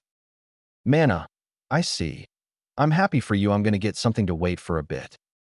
She got up and went to search for something. Meanwhile, James was looking at the couple with warm eyes. James, you've come a long way. Both of you. I'm really proud of you, but still a little sad that my princess is growing so much. Stella, thank you, Dad, but don't worry, we will come back to see you again. Besides, I'll always be your little princess. She said with a big smile. James, I know you will, and Icky. I thought you to use your power to protect the others, so please, I know she's strong, but please, if she needs it, protect Stella. Icky, don't worry, Dad. If she calls for my help, I'll be there for her. James, I'm glad you came into our life, Icky. Icky, the feeling is mutual. I couldn't dream of a better family. Mana then came back while carrying a little box. Mana, here, Icky. She gave him the box. Icky, what's that? Mana, open it. He then opened the box. He saw a beautiful ring adorned with a red diamond. Icky, it's beautiful, Mom. Mana, it's the same as your mother. Sadly, it's just a replica. The real one was with her. I'm sorry. Icky, don't apologize. It's beautiful and it means a lot. He then shows his hand to Stella, wanting her to pass her own hand to him, which she did. Stella, are you sure you want to use this one, Icky? It's really precious for you. Icky, you're right. It's really precious to me, which is why I put it on the finger of the most precious girl in my eyes. Icky then puts the ring on her finger, which formalizes their engagement. Mana, and now you two are officially engaged. Congratulations, she said with a smile. Icky/Stella, thanks, Mom. Time skip. Japan. Icky's POV. I'm now in front of the house that I bought thanks to the money I earned with my enterprise, and where I'm going to live with Stella from now on, and not gonna lie, it's fucking great. Even Stella, who lived in a bigger mansion for her whole life, was amazed in front of it. Stella, Icky, this house is amazing. I've always wanted to live in something like that. Icky, chuckle, I'm glad you like it. Now come on, we have to see the inside. And so they entered the house, and it was a masterclass. Everything was modern and beautiful, pure white along with black and wooden furniture. After the round of the house, I started making dinner with Stella. We made something simple since we were tired of the travel. After eating, we went straight to sleep and we were cuddling with each other. It was a feeling that I wished to always feel, her warmth. Stella, good night, Icky, love you. Icky, good night, princess, love you too. And we fall asleep. It's been 1 week since we moved in with Icky. Not gonna lie, at first I was a little scared since a lot of couples break up after started living together, but all my worries were erased as I saw how we were doing. Icky was the one in charge of cooking since I don't know how to, and his cooking is better than most of 5 Stars restaurant, but I want to learn it to since I want to cook for him. He also showed me around the city during a date. He won me a plush in an arcade, which was really cute. I called him Teddy. Right now I'm outside on my way home because I bought some accessories for the house. I'm alone since Icky was at the convenience store to buy some ingredients for today's dinner. I can't wait to see what he's going to make. Just thinking about it makes me salivate. I was passing under a bridge when suddenly a weird creature appeared behind me. Sludge villain, a medium-sized shield. It seems that I'm lucky today. Stella, you listen, Min, I'm not someone who judges others, but you're fucking disgusting. I said, I know it's bad to judge people, but look at him. He looks like a bad character from hentai. SV, don't worry, just let it go. I'll make sure to absorb you peacefully. Let it go? Absorb you? Because that bastard thinks he can touch me with those weird sticky tentacles? The only one who can touch me is Icky. Now that I think about it, we didn't do it since we moved in. I want him to touch me. Maybe that's not the best moment to think about that. Stella, do you really think I'll let myself go to some weird shit slime? SV, IT was not a question, but an order. He then rushed at me trying to attack me. Keyword, trying. The moment he moved, I summoned my sword, dashed at him, and cut him in several slices, and put him in a bottle I found on the ground. As I was finished, I saw All Might trying to act like a hero. All Might, fear not, citizen, because I'm Stella late. I corrected him. I know that this bastard is one of the people who made Icky's life a nightmare, so I don't respect him, not as human, nor as a hero. All Might, oh, I see. Are you the one who beat him? Stella, are you seeing someone else besides me here? Damn, he's an asshole and a dumbass. How the fuck did he manage to become the #1 hero? All Might. Congratulations, young girl, but you must hand me the bottle so I can take him to the police. All Might POV. It was the first time a little girl talked to me like that. Does she hate me?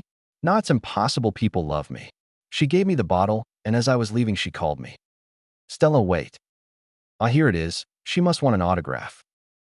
All Might, yes. Stella, I have someone that I hold in my heart that wants to become a hero even though he's quirkless. Do you think he can do it? It reminds me of Izuku. If I told him to not give up on his dream, he would still be here, but it's still dangerous. All Might, no, it's impossible. Hero is a dangerous job, and if you don't have a quirk, you can't defend yourself. I said, then I left. Stella POV. So that bastard didn't change. Even after all that happened, he still thinks that the quirk makes the hero. Fucking disgusting. I feel sorry for you, Icky. You had to live with people like that, but don't worry. Now I'm by your side. I'll always believe in you no matter what. Still, I think the house is a little too far away from the commerces. I should have waited for Icky and gone by car, but cheered up 5 minutes, and I should be home, but fate has a different plan for me. I heard an explosion, so I'm gonna check. I'm now in front of the cause of the explosion, and I was surprised. It's the green slime pervert that I gave to All Might. So he's an asshole, a dumbass, and now he's an incompetent hero. Like, what the fuck? He was shut in a bottle. How the fuck did he escape for real? And those stupid heroes aren't doing anything and hide behind causes like my quirk is not adapted to the situation. A fucking disgrace, and they dare call themselves heroes. I have to do something. I rushed at the slime once again. The hero tried to stop me, but I was too fast. He has a hostage, a girl, with long red and white hair. It seems that she's Todoroki Shoko. She was part of the group that bullied Icky, but he told me he doesn't hate her as much as the other. The slime then screamed. SV, it's you, you're the bitch from earlier. That sticky bastard called me a bitch. That's it, I'm going to burn him to ashes. I then summoned my sword and attacked. I cut the part that was holding Shoko and grabbed her. Now I can freely destroy him. I inflamed my sword and screamed. Stella Hades slash. The moment I screamed, a huge horizontal slash of fire was sent to the slime. He was cut in half and both parts burned until there was nothing left. Stella, are you okay? I asked Shoko. I wanted to make sure she wasn't harmed. Shoko, yeah, thank you. Then a girl with long blonde hair and another with spiky hair rushed to her. Izumi, Shoko, are you okay? Shoko, yeah, I am Izumi, thanks to her. Izumi then looked at me. So that's the bitch's sister he told me about. So the other must be Katsumi. Fuck, I need to get out of here before I let my anger prevail. Katsumi, thank you for saving her even though I could do it too. What the fuck do you mean you could do it too? Then where were you, bitch? I really need to go. Stella, no problem. I started to walk off, but Shoko asked a final question. Shoko, wait, what's your name? Stella, my name's Stella. I said without looking back. I was out of the dead end when someone grabbed my shoulder. I looked back and saw Kamui Woods. KW, you do know that I have to arrest for illegal usage of your quirk. Stella, the fuck? So I saved the person who you didn't even try to save, and that's how you act. I said with anger, first the slime, then the bitches, and a fake hero.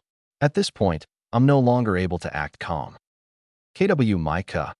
Stella, your quirk wasn't suited for the situation.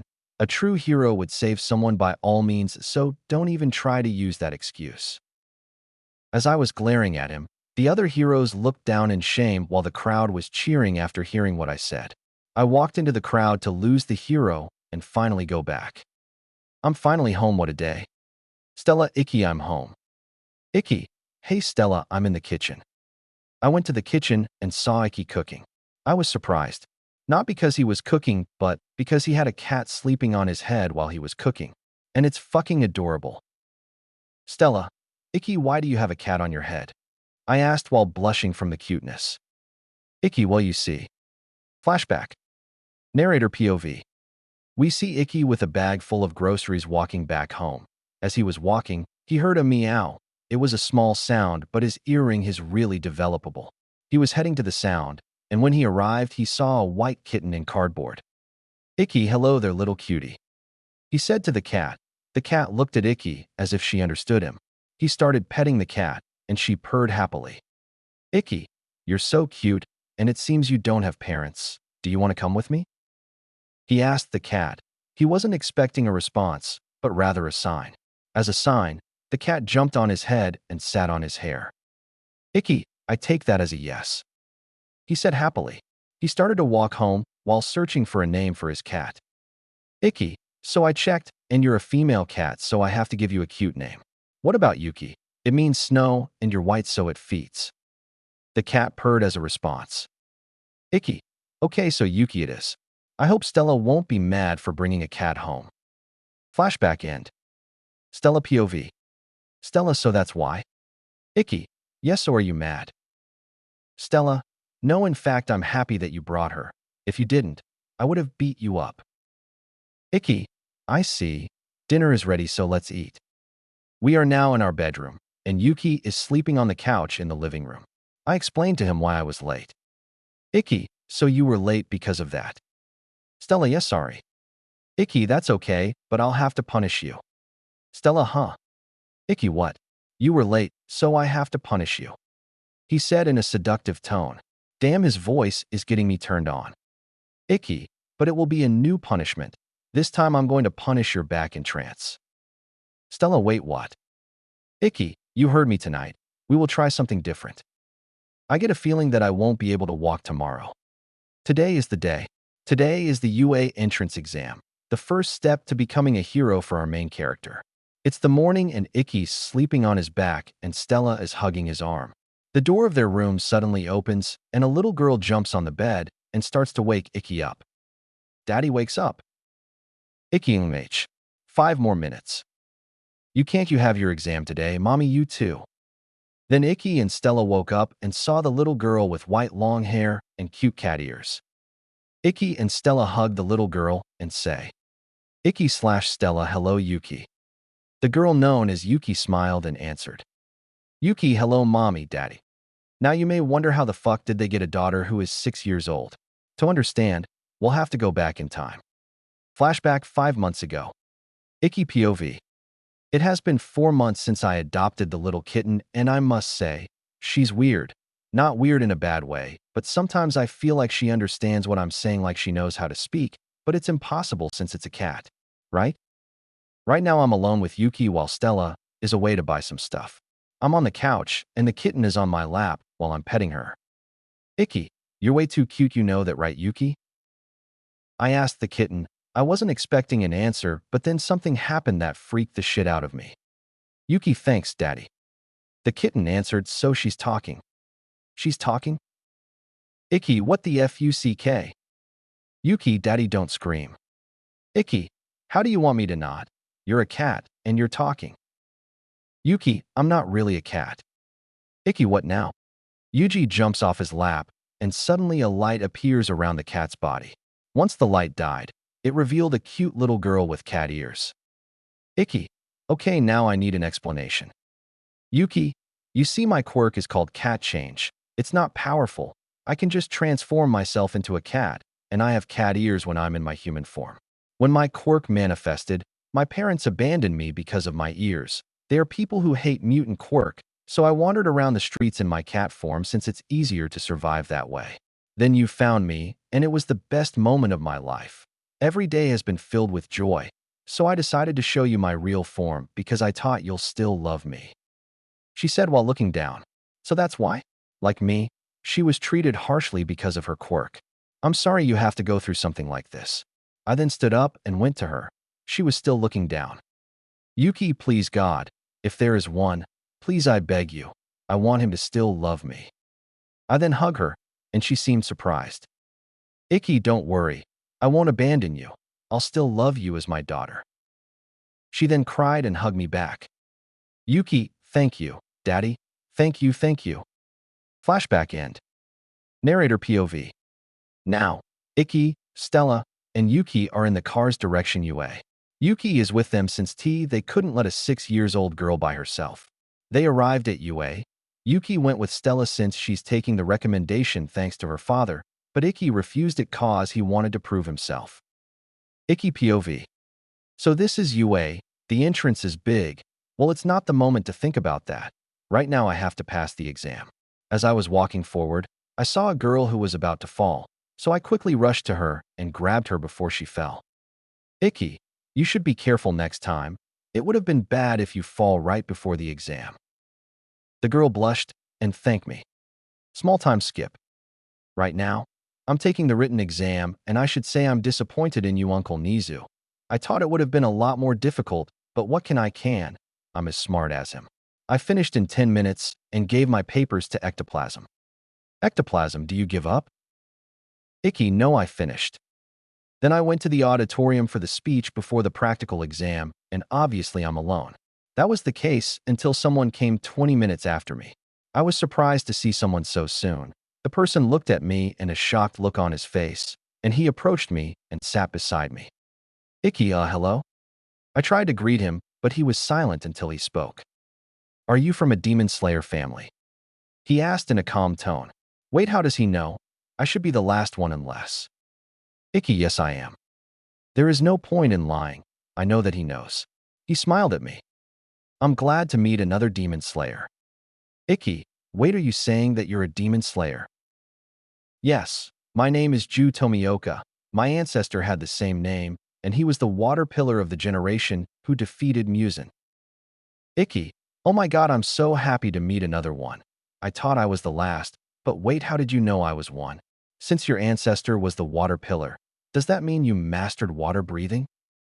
I asked with stars in my eyes. He was a little surprised but smiled at me. Tomioka, it feels good to meet another boy demon slayer. Icky, what do you mean, boy? Tomioka, well, I know a girl who also uses a breathing technique. Her ancestor was a pillar too. And to answer your questions, I know you were one because of your hearings. A boy I saw in a picture in an old book was wearing the same hearings, and yes, I used the water breathing. Icky, you're really calm, yet friendly, it's surprising. Tomioka, yeah, I'm surprised too, but I guess I can be friends because we're the same. I never had someone to talk to freely. I had some friends, but we were different. I'm quirkless and my parents were killed when I was a baby. I know you're in the same boat as me. Maybe it's because we're both users of breath technique, but I can feel you suffered too, and you give calm and warm aura, which I like since I'm calm myself and hate loud people. I was happy to finally meet someone like him because he was right. Even though I had some friends, I couldn't relate to them. I feel like we could be great friends. Icky, I see, I'm happy too. I feel like we could be great friends. Tomioka, yeah, I feel the same. By the way, you didn't tell me your name. Icky, oh yeah, sorry. My name is Izuku Tsujikuni, but you can call me Icky. He seemed a little shocked by my name. Tomioka Sujikuni, like the first demon slayer? Ikki, yes. Tomioka, holy shit, so you can use the sun breathing? Ikki, yes I can. Tomioka, damn, I guess your hair and eyes color fits well. Since I'm gonna call you Ikki, you can call me Ju. He said with a smile. Ikki, no problem, Ju. As they were talking, all the students were now in the auditorium and Mike entered. Mike, can I get an oh yeah? He screamed. Everyone was silent, and Ju looked like he wanted to die. Ikki, seems like you found your nemesis. I said with a little chuckle. Ju, I swear that if he's my homeroom teacher, I'm gonna yeet myself through the window. During his speech, Ju and I were talking about our past. Both of our past were the same: parents killed, adopted, neglected, and run away. He was surprised that my former parents were all might and green majesty. He was angry, but I just tell him that I didn't care about them and that I have now great parents and a fiancé. He was happy, and he has great parents but no girlfriend. Then a boy with blue hair and glasses got up and started talking about UA being a disgrace or something like that, then looked at me and Ju. And you're way too loud. If you're not taking this seriously, I suggest you leave. And what's with the swords? You should know weapons are forbidden. Ikki, boy, what's up with you? Do you have a stick in your ass or something like that? Ju, you're saying we're being loud while you're the one who's standing and screaming at a teacher and us. Ikki, our swords are part of our quirk, so we have every right to have them. Ju/Ikki, so shut the fuck up and sit down. The boy sit down while looking embarrassed, and the crowd and Mike were surprised because they talked in a calm tone, yet it held so much authority. Then we headed to the fake city. Ju and I was in the same city. We are in front of a door when it opened. We dashed inside the city while the others stayed confused. Mike, what are you doing? There is no countdown in real life. Go, go, go. The participants rushed into the city only to see all the robots already destroyed. In front of me, there is a bunch of three-pointers close to each other. Lucky for me, I have the perfect technique for it. Ikki, sun breathing, 9th form, dragon sun halo head dance. A fire dragon appeared from my blade when I destroyed all the three-pointers. Nice, that's a lot of points, I'm sure I'm first. Then I spotted Ju who saved a boy from robots. I went to him. Ikki, Ju, how much point do you have? Ju, I have 110 points in you. Ikki, same. Thank you, I just wanted to know.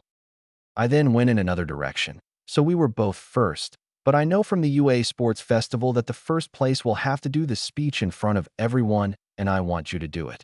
Just imagine Ju in front of thousands of people trying to do a speech. Can't wait to see that. I can't help but laugh at this. Meanwhile, observation room. Nizu this year seems to be really promising. Snipe, I must say they're impressing. Ask Might. Nizu, sir, what is the rank of Izumi and her friends? I'm sure they occupy the first place. Nizu, well, Izumi is third with 40 points, but the second and first place is occupied by two boys who have 115 and 116 points. The teachers were surprised because not only one, but two students broke the record of All Might. The camera shows the two. Midnight, Heather, both pretty hot. Cementos tossed water at her. Cementos, bad Midnight. Pachinko, wait, is that Izuku? Asmite, what? But that's impossible, he's quirkless. Nizu, on his files, it says that he's quirkless, same for the black hair boy. We should talk to them after. Pachinko, my baby, I'm so happy to see you, why didn't you come home? Nizu, but for now, let's have some fun, shall we? Back to Ikki. So I destroyed a lot of robots, but I'm sure that Ju has destroyed a few more than me, so I should be second and he should be first. Suddenly the ground started shaking and I saw a 0-pointer coming toward me. I don't want to deal with it, so I'm gonna go. But I hear a girl screaming for help while everyone was running away, so they're gonna ignore her. Disgusting. I dashed towards the girl. She's the one I helped in front of UA. I lifted the rock that she was under. Ikki, are you okay? I think my ankle is twisted. I just lift her bridal style. For the other, it was like I just vanished in the start gate and left her there. I went back to the 0-pointer at high speed. He wanted to punch me with his arm. I jump and run on it to his shoulder. I jumped above his head. Ikki, sun breathing, 2nd form, clear blue sky. The robot was entirely destroyed and burned. The candidates were amazed by his beautiful technique and his strength, while the teachers were shocked. Nizu, well, that was impressive. Aizawa, Nizu, I want Izuku and the black-haired boy in my class. Vlad King. Aizawa, you can let me have one, right? Aizawa, no. Nizu, okay Aizawa, you have them. Aizawa was grinning. Vlad was depressed. Nizu was drinking his tea. The teachers were still shocked, and two people were thinking the same thing. What happened to you, Izuku?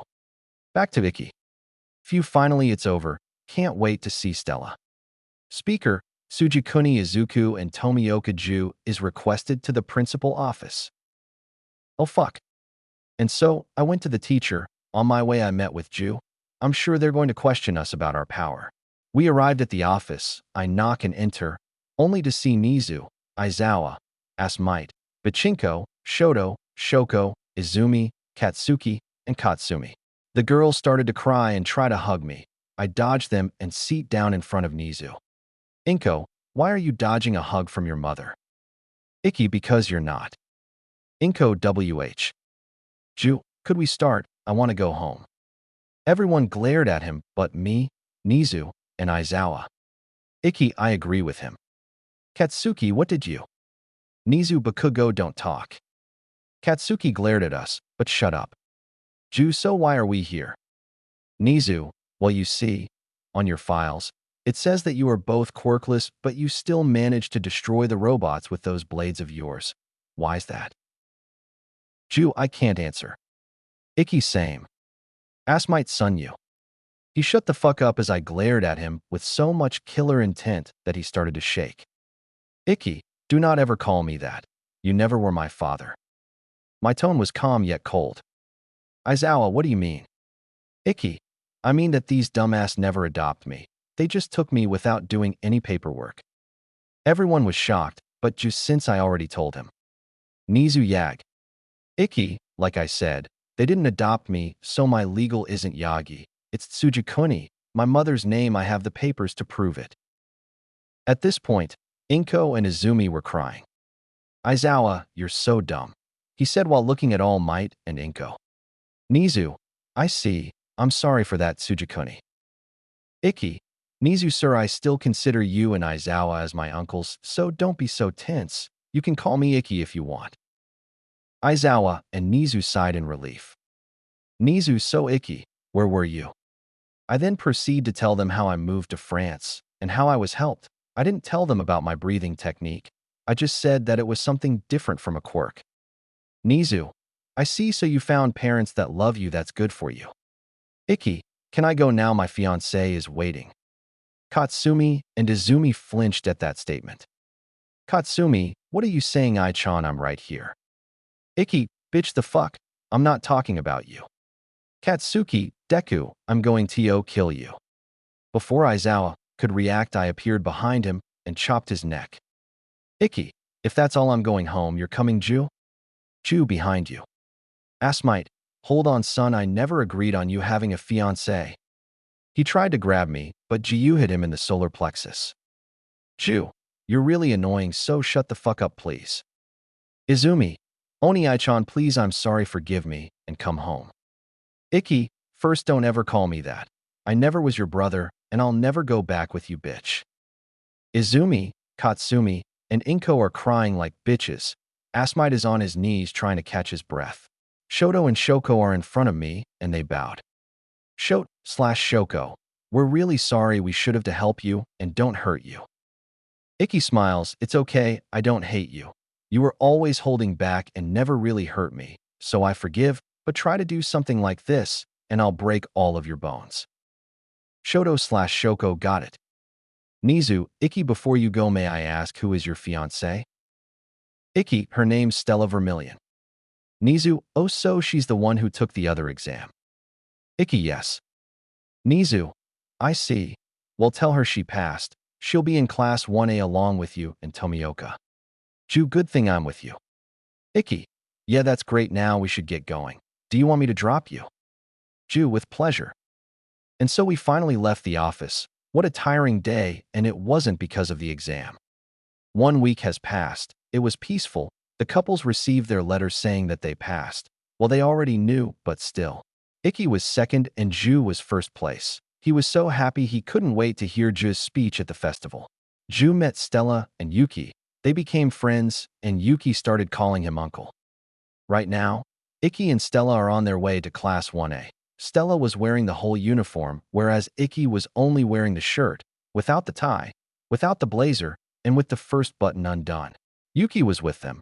She was in her cat form and on Ikki's hair while sleeping. Nizu and the teachers were informed about her. They arrived in front of the door. Stella, damn, it's huge. Ikki, that's what you said the first time we had sex, he said with a little laugh. Stella blushed and stuttered at his remark. Stella, Bobby A. Baka, why are you saying that right now? Ikki, because it's fun and your reactions are cute. As they were about to enter, they heard someone shout. Ikki sigh, it's 8 in the morning. Ikki's POV. I opened the door and I immediately spotted the two students who were screaming, and obviously, one of them is Katsuki. The other is the blue hair asshole. Get your feet off the table. It's disrespectful towards Yue and our upperclassmen who stood there before you. Katsuki, who do you think you are, Sonic wannabe?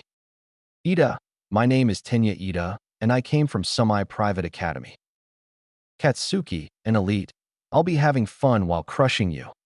Ida, crushing me? That's not a way to talk to your classmate. He stopped talking when he saw me and Yuki. He made his way towards me. Ida, you, why do dash? I just ignore him and seat beside Ju, who was already there, his head resting in his arms. Stella sat behind me. Ikki, yo, Ju. He looked up and saw me like I was his savior. Ju. Thank God you're here. They just didn't want to shut up, and hi too. Hi, Stella, he said tiredly. Stella, hello, Ju. You look tired. Ju. Yet class hasn't even started that they drain me of all my energy. The door opened again only to reveal the face of the Todoroki's twins, Izumi, Katsumi, and a brown hair girl. Ju, oh no. Ikki, I feel you, Ju, but it's gonna be okay. We just have to ignore them, I said while patting his back. Izumi and Katsumi saw me and tried to walk toward me, but got beaten to the punch by the brown hair girl. Uraraka. Hi, my name's Ochako Uraraka. You're the one who saved me, right? Thank you. Ikki, it's alright, you don't have to thank me, but you should sit down, sensei is here. She was confused, but then suddenly a giant caterpillar was at the door. Aizawa, your senses are top-notch, Ikki. Ikki, thanks, but I wasn't the only one. Stella and Ju knew too. Aizawa, really? Ju/Stella, yeah. Aizawa, damn. Anyway, take your training clothes and meet me at the training ground. Stella, Ju, and I got up and took our clothes while the rest was still confused. Ikki, I suggest you hurry up. He really hates late people. Narrator POV. Ikki and Ju are in the locker with their shirt off. The boys are staring at them until a red hairy boy come to talk to them. Kirishima, damn bro, how did you get those abs? I trained every day for 4 years, and I'm not even close to that. The name's Ijiro Kirishima. Ikki, hey Kirishima, I'm Tsujikuni Izuku, and for my abs, well, let's just say that my training is like death, but we can train together sometimes if you want, he said while smiling. Ju Tomioka Ju. Kirishima, I would love that, Tsujiku bro. And then they did a fist bump. Mineta, guys, there is a hole in the wall. We can peep. Ida, stop Mineta, it's very hero unlikely, he said while doing his hand chops. Mineta, I don't care. I get to see the blonde hair girl's thighs, the black hair girl's waist, the crimson hair boobs. Ju, he fucked up. Kirishima, what do I dash? He didn't finish his sentence because of the sudden pressure. They were having a hard time standing up. The reason for the pressure was Ikki. He was slowly making his way to the dwarf. Ikki, I dare you to look at my fiancée with those filthy eyes. I'll break all of your bones and rip your head off if you dare to even think about her. Do I make myself clear? He was talking with a calm voice, and that was why it was so scary. His eyes were calm, yet you could feel all the anger behind them. Mineta, yes. He was shitting himself. The pressure died, and the boy sighed in relief. Ikki, good, now get the fuck out of my sight. He immediately left. Then a voice was heard behind the wall. Stella, thank you, Ikki. Ikki, you're welcome, princess. Flashback few minutes. Stella POV. I was changing, but I felt all the eyes on me, but two of them weren't friendly. A girl with pink skin talked to me. Mina, holy shit, I thought Yoroza had the best body, but you clearly beat her. I'm Mina Ashido, she said with a friendly smile. I wasn't embarrassed since I'm proud of my body thanks to Ikki. Stella then dash. She didn't let me finish. Mina, wait, is that a hickey? Okay, now I'm embarrassed. I completely forgot last night. Everyone is now blushing, but the two bitches who seemed angry at me. Stella dash. I didn't know what to say, and Mina didn't stop the teasing. Mina, who did this to you? Is it the boy you went to class with? What's your relation with him? Stella, he's my fiancé. I didn't stutter this time. I wanted to let them know that he's already taken. Mina was shocked as everyone before she could say anything. We heard someone saying that there was a hole in the wall. The girls were about to do something when he mentioned them, but when he was talking about me, we could feel the pressure so dense we could cut it with a knife. I couldn't help but smile when Ikki was protecting me. Stella, thank you, Ikki. Ikki, you're welcome, princess. The girls were a little bit jealous of me. Well, I can't blame them. My fiancé is perfect. I could see Katsumi and Izumi saddened that Ikki didn't care about them, but I don't care. Ikki POV. I'm standing in front of Izawa with Stella and Ju by my side. I dropped Yuki with Nizu before the locker room cause he said he could teach her. Izawa, took you long enough. Now we're gonna have a quirk test. Uraraka, but sir, what about orientation? Izawa, at UA, teachers can do as they want. We're gonna start with Katsuki. Go in the circle and throw the ball using your quirk. He went inside the circle and threw the ball. Katsuki, die. Izawa then show his score, and it was 705 meters. Mina, we can use our quirks, it's gonna be fun. Ikki, oh fuck. Mina, why? Ikki, 3, 2, 1. And there it is, his legendary shitty grin. Everyone but Stella, Ju, and I got scared. Izawa, fun you said? Find the one who got the worst score is expelled. Uraraka, what? You can't expel us on the first day. It's unfair. Before Izawa could answer, I spoke. Ikki, fun you say, is bullying towards people fair? 3 people flinched at my statement. Ju, our villain attacks fair. Ikki, there is nothing fair in this world. That's why you have to be ready. Ju, you don't know when the enemy will strike, so you have to stay on guard. Everyone who was complaining was now looking down in shame. Izawa couldn't have said better. Now get ready. Time skip. I got first place in everything and just second. It was now the ball throw. Izawa, Tomioka, your turn. He went inside the circle. I could hear his breathing, and thanks to my see-through world, I could see he was augmenting the blood pressure in his hand. Note, Ikki has access to the see-through world, and he activates and deactivates at will. His Demon Slayer mark is always active. He threw the ball, and it created a small shock wave. Izawa showed his score, 2,000 meters. It was the second highest since Uraraka got infinity. The class was surprised and wondered what his quirk was, and he just said, Ju. Yeah, he just ignored them. Now it's my turn. I did the same thing as him, but with the mark, I threw the ball, and the shock wave was a lot stronger. My score was 4,500 meters. I ignored the class and went beside Ju and Stella. I could feel the presence of Asmite and Green Whore, but I don't care. Izawa, now I'm going to show you your results. Our score could be seen on the big screen. 1. Sujikuni Izuku. 2. Tomioka Ju. 3. Vermilion Stella. 20. Minoru Mineta. Mineta, no, I can't be expelled. I didn't even touch some ASS. He cried and ran towards Stella. The moment he started running, I smashed him so hard that he flew in the sky like the villain in Pokemon. Ju home ruin, he said in a bored tone. Izawa, the whole expelled thing was a lie, but since he tried to assault a student, Minoru Mineta is expelled. No one was sad.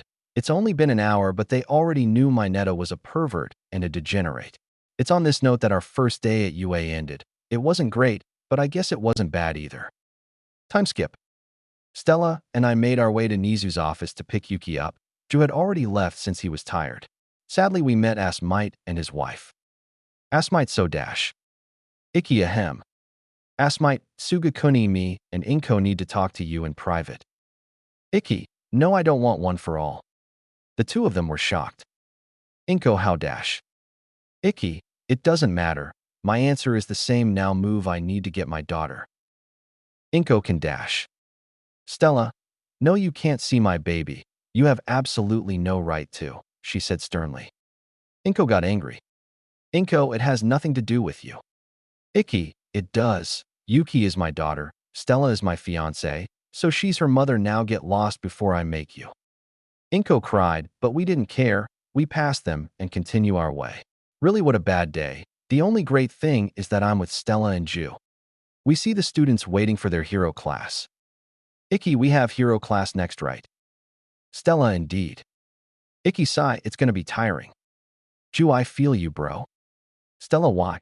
Icky, it's a hero class and hired 2 heroes who are in the top 10. Do you understand now?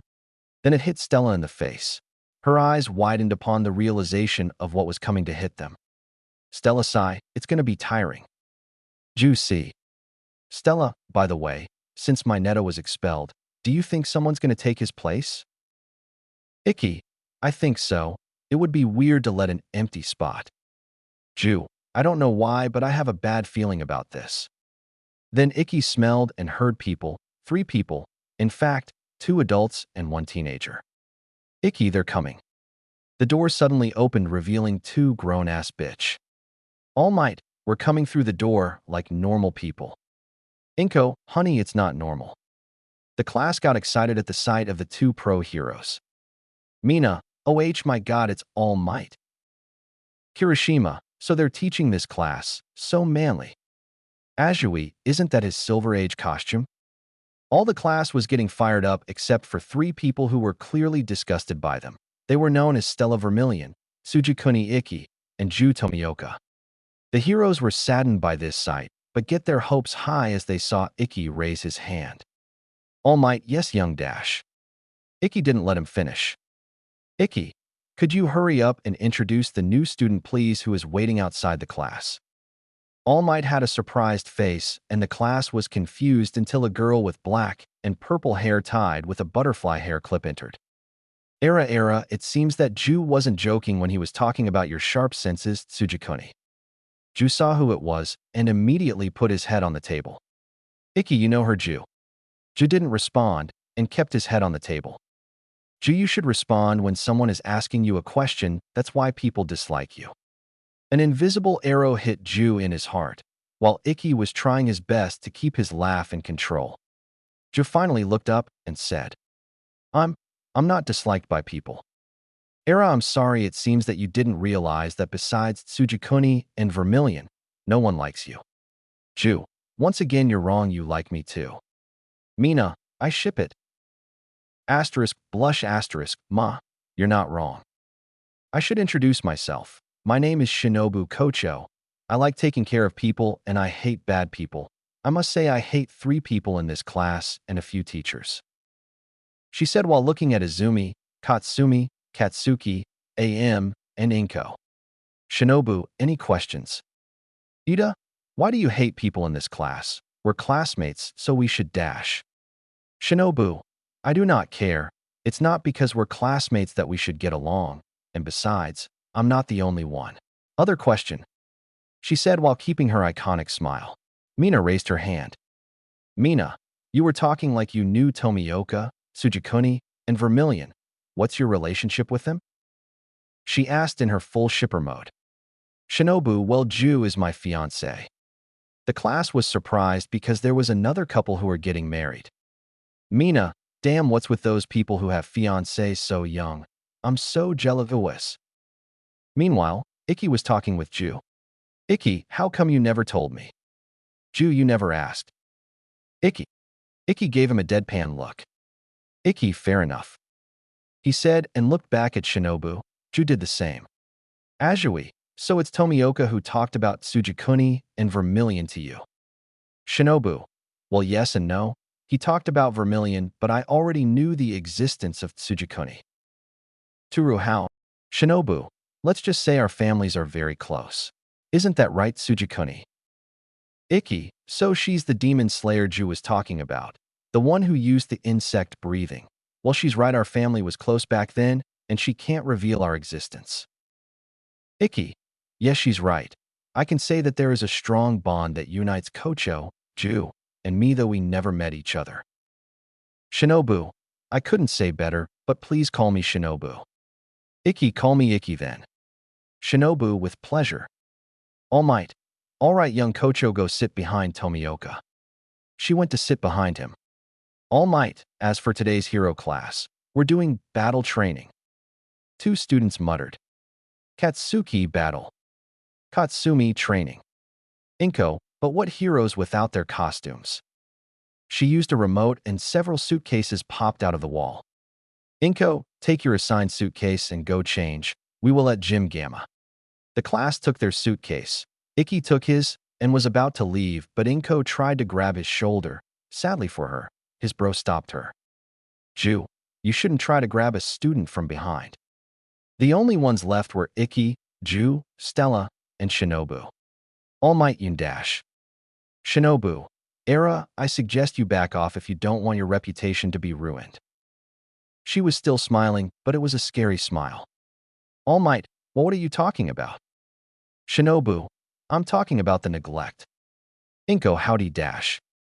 Ju, we all know, so back off. They back off, and the group made its way to the changing room. Ikki, thank you both of you. Ju, no problem, bro. Shinobu, you don't have to thank us, we're all family, so I have to care for my little brother. Asterisk, giggle asterisk. Ikki, I agree with the family thing since we're the last one, but since when I'm the little one, I'm more of a big brother. Shinobu, Era, when is your birthday? Ikki, July 15th. Shinobu, mine is February 24th. Ikki, fuck. Shinobu, no cursing, Ototo. Ju asterisk laugh. Stella, I feel like I'm being left off. Shinobu, don't be, I said we're all family. You too, Stella. Stella, really? Ikki, of course, you are, you're my future wife. Stella wrapped around Ikki's arm. Stella, that's right, I'm your future wife. She said while giggling. Shinobu, Era, I feel like I want to do that too. And she did the same, but with Ju. He sighed, but let her be since he loved it as well, but don't want to say it. Time skip, ground gamma. All Might, you all look amazing now dash. Kirishima, wait, All Might, Sujikubro is not here. Mina, neither Vermilion, Tomioka, and Kocho. Inko, MMH where AR dash. She couldn't finish her sentence because footsteps could be heard. Stella arrived. Stella, sorry for the late. My costume was a bit hard to wear around the chest area. Her costume was a simple black dress with white straps and white long sleeves, along a gray collar. All Might, it's okay, young Vermilion, but where are the others? Stella, they're coming. Once again, footsteps could be heard, and the three students have arrived. Ju, sorry for the late. Shinobu, yeah, we had some difficulties. Ikki, I didn't know Haori was so hard to wear. All the eyes were on them and their costume. Kirishima, holy shit, you look so manly. Mina, you look like a team, it's awesome. Shinobu, a team? It would be good to work together in the future in the same agency. Ju, I agree, like the new Demon Slayer Corps. Hagakure, the what? Ikki, it's nothing, but I agree too. We could be the pillar, like the insect pillar, the water pillar, and the sun pillar. Stella, ahem. Ikki, and the flame pillar, don't worry, I didn't forget about you, don't worry, babe. By the way, I love your costume. And he kissed her forehead. Stella, giggle. You better be, and thank you, I love yours too. Shoko, Ikki, what do you think of mine? It was a girly version of Shoto's costume. Ikki, it looks great. Shoko, thank you. Izumi and Katsumi were waiting for Ikki's compliments, but they never came. All Might, now that everyone is here, let's proceed. Today we're going to do a 2 versus 2, heroes versus villain. The team will be draw aleatory. Ida, sir, why aleatory? Before All Might could answer, Stella did. Stella, Ida, pro heroes don't always work with people they know, so it's a good way to improve our teamwork with someone you know nothing about. Ida, I see. Sorry for the lack of understanding. All Might, it's all right now, let's see who is with who. Here's the team. I'm only gonna do the important cast. Heroes, Ikki Shinobu villains, Izumi Katsumi. Heroes, Jushodo villains, Katsuki Shoko. Heroes, Stella Momo villains, Hagakure. Beside Ikki's match, I'll just say who won and who lost. All Might. All right, now everyone besides the first group comes with me. Villain, you can enter the building. And so Izumi and Katsumi entered the building, leaving Shinobu and Ikki alone. Shinobu, I feel like it wasn't aleatory. Ikki, no shit, Sherlock. Laugh. You're funny, I give you that, but seriously, what are you gonna do about it? Ikki, I'm gonna enter and destroy them. Shinobu, era, so my presence is not welcomed. Ikki, do whatever you want, but I don't mind you staying here. Shinobu, I don't mind staying here, but on one condition. Ikki, what's your condition? All Might, heroes can enter the building. He yelled into the microphone. Shinobu, show them the power of a pillar. Ikki, with pleasure. Shinobu, good luck, Ototo. Ikki entered the building. O.R. Azui, why Kocho is staying there? Ju, so they want to do that. Siro, what do you mean? Stella, let's just say Ikki has some business with Katsumi and Izumi. Lucky for him, they're on the same team. It's like it was on purpose, right, All Might? She said with sarcasm. All Might was nervous. All Might, yeah. All Might, she doesn't know, right? Back to Ikki. I can smell them on the 5th floor with the bomb, so they're just gonna stay near the bomb to protect it. No, it's not for that. They want to be alone with me so they can talk. What a pity. I arrived in front of the room where the bomb is. I opened it and saw them. Ikki. And here I thought Katsumi was the type to rush things. Why is that? Katsumi. I-chan, we want to talk. We want to apologize. Izumi. She's right, Oni I-chan, we never wanted to hurt, we wanted to protect you. Ikki, first of all, you can't call me with the surname or Oni I-chan. We're not friends, and we're not related. Second, protect me. Don't make me laugh. If protect means to you beat the shit out of someone, then we have a different vision of this word. Third, I won't forgive you. Do you really that all the pain will go away with mere words? Sorry, but we're not in Naruto. Izumi on dash. Ikki, what did I tell you? You have no right to call me that. Katsumi. Then I'll just beat you and show you I'm better than the red cow. She started raising her arm to shoot an explosion, but the second she finished her sentence, a fist was right in front of her. The punch was so strong that she was sent into the wall. Ikki, I don't care if you talk shit about me, but if you insult the one I love, then I'll break all your bones. Katsumi was knocked out and Izumi was scared. Scared of his speed, his strength, and scared of his tone. It was not loud, but in containing so much anger that she could barely move, but she still took a fighting stance. Ikki, oh bold of you to assume that you can beat me. Izumi, I will. Izumi shooted a psychic ray towards him. Ikki, sun breathing. Third form, burning bones, summer sun. The user unleashes 2 horizontal slashes to hit or defend from incoming attacks. The laser was cut into pieces and Izumi was dumbfounded. Izumi, how? She didn't have the time to react that I was already in the air behind her. Sun breathing, 5th form, fire wheel. The user leaps behind the opponent and spins in the air downward, releasing a sword attack in a circular motion. Izumi was on the ground screaming in pain with a wound on the back. I went in front of her. Ikki, you know, there is a way for you to be forgiven. Izumi looked up with hope in her eyes. Ikki, stop being a bitch all the time. Never call me Oni-chan again, and don't try to befriend me. Like complete stranger. Those were my last words before she passed out. All Might, Heroes team win. Phew, it was easy. Now I have to deal with the class. It doesn't matter. Ju, Stella, and Shinobu should be able to help. Everyone is seen in the classroom waiting for Aizawa-sensei for homeroom. The students are talking to each other, but one is clearly upset at her fiancé. Stella, how? Ikki, even if you shoot like that, I still don't have the answer. Stella, it's so frustrating. Ikki, Stella, chill out. Stella, no. Stella, how your hair is so soft. Yes, you read that correctly. Stella is currently behind Ikki, playing with his hair, styling them, or patting his head. Stella, I wash my hair every fucking day. I use the best product. I take care of them more than myself. And yet I can't have them as soft as yours, she said while fake crying. Icky, are you jealous about my hair? He said in a playful tone. Stella, slight blush. And no, I'm not. Why would I be jealous over your hair? Icky, that's strange. Even though Yuki has softer hair than you never lash out at her. Why is that? Stella, you're talking nonsense. Why would I be jealous about my child? It was at this moment that she knew she fucked up. Icky, smirk. So you are jealous. Stella is now a blushing mess. Stella, no, I am MH dash. Icky, so Stella Cat got your tongue. He was still wearing his smirk and was enjoying the situation. He wasn't the only one. Ju and Shinobu, who were seating next to them, were enjoying it like they were watching a drama.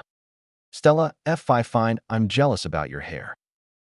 Icky dropped the smirk, leaned back on his chair, looked up at Stella, and gave her a warm smile while cupping her cheek with his right hand.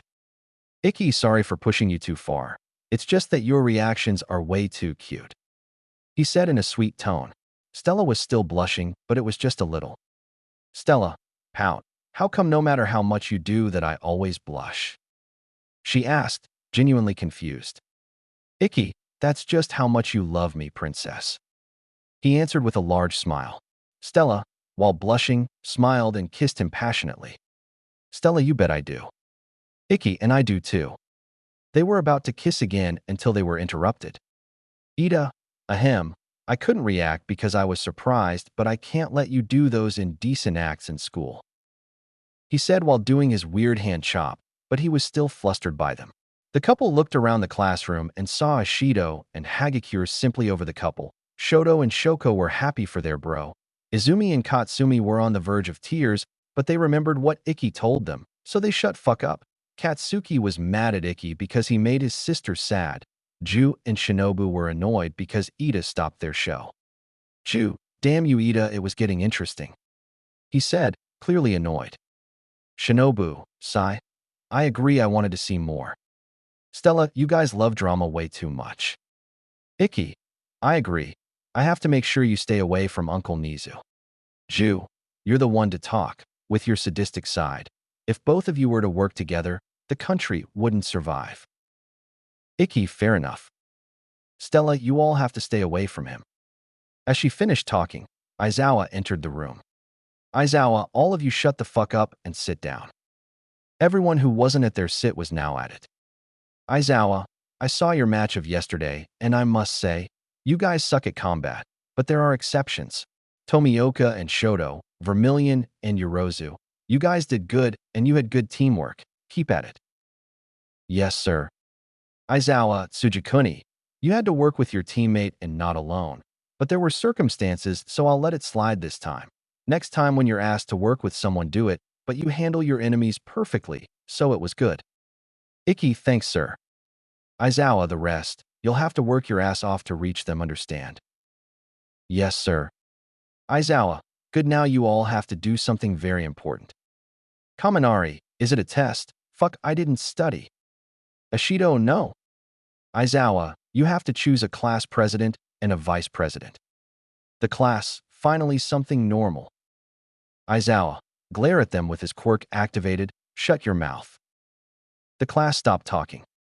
Aizawa, I don't care how you do it, but do it before class ends. And so he went to sleep, leaving a bunch of teenagers alone in a room who have to take a political decision for their class. Great idea. Ashido, Mimi, pick me, I'm sure I'll be the best. Kaminari, pick me, I'll make the classes funnier. Katsuki/Katsumi, pick me, you extras. Kirishima, you call us extras, but you got your ass clapped by Tomio bro and Tsujiku bro. Icky, ouch, I didn't, you were this savage Kari bro. Katsuki, the fuck did you say, you Geodude wannabe. Ida, everyone, we shouldn't scream like that, we should hold a vote. Azui, but we don't really know each other yet, Karo.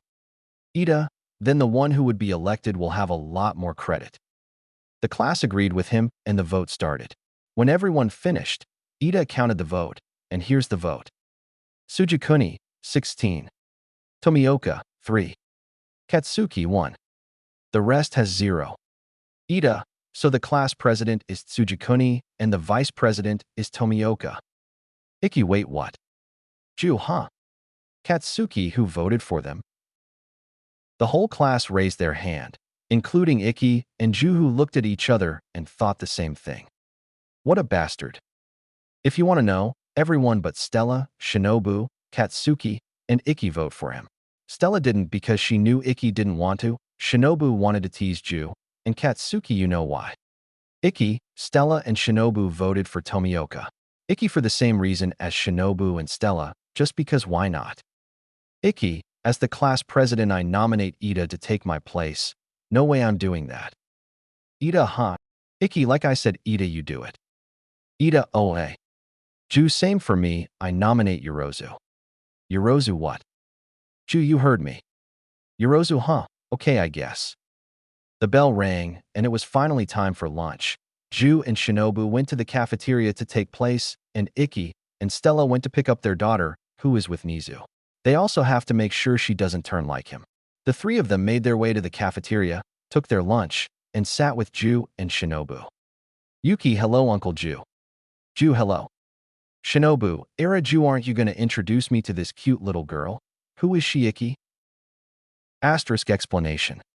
Shinobu, I see. Hello, Yuki, I'm Shinobu Kocho, and I'm Ju's fiancé. She said with a warm smile. Yuki, wait, so can I call you Ani Shinobu? She said with sparkling eyes. Shinobu, of course you can. Yuki, thank you, Ani Shinobu. The group started eating. Stella, Iki, your plate looks so good, can I have some? Iki, sure.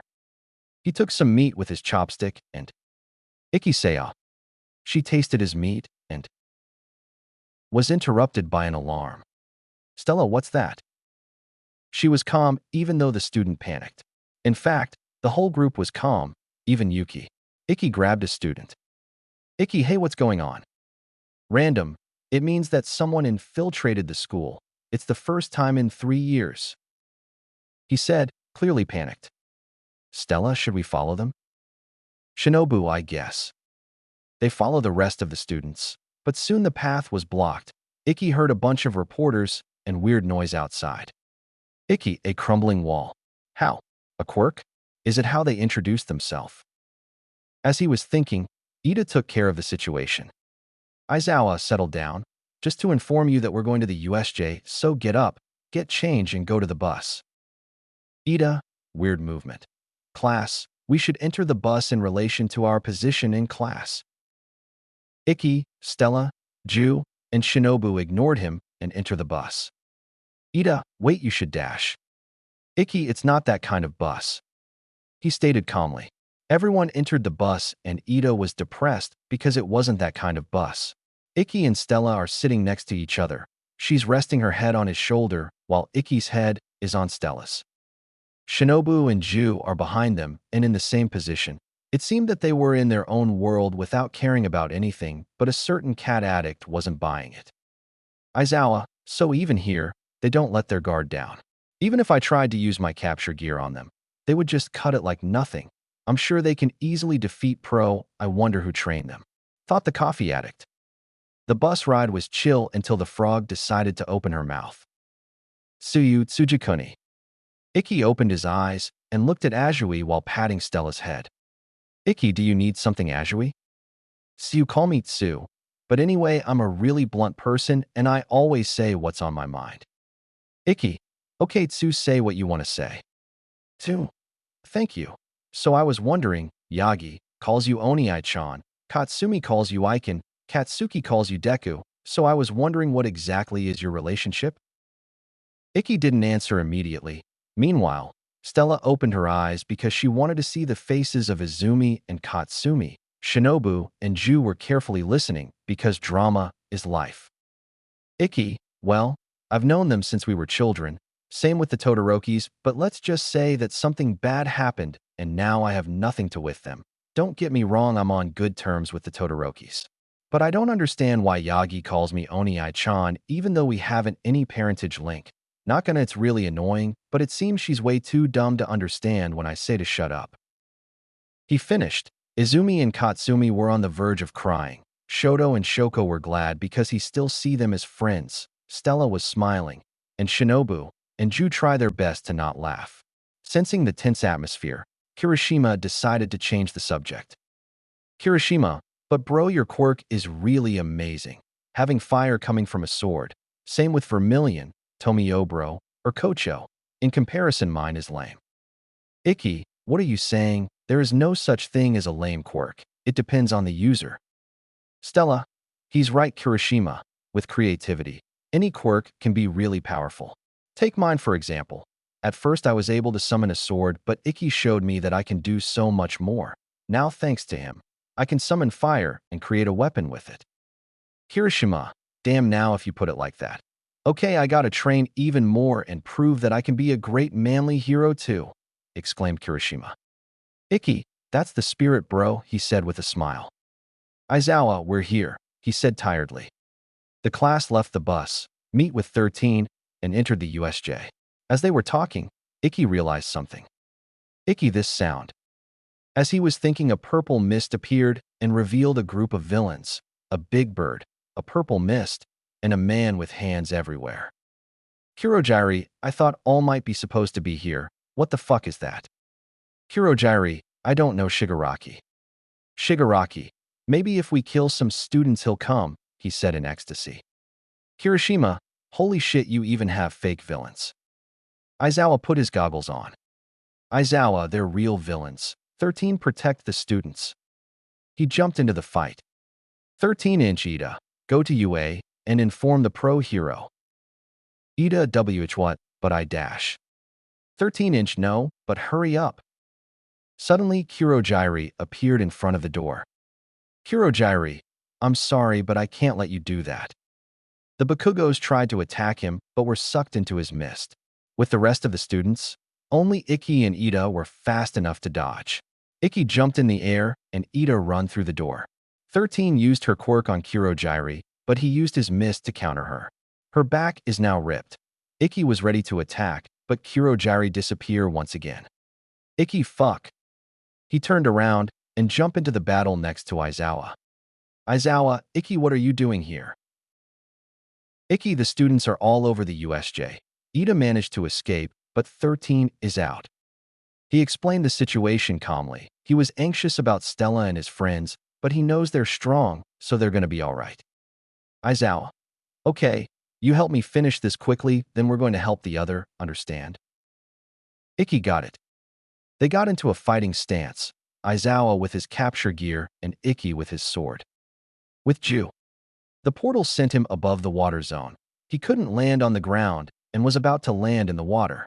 Before he reached it, a tongue wrapped around him and pulled him to the boat. Tsu, are you alright, Tomioka? Ju Azui. See you call me Tsu. Ju, is there anyone else?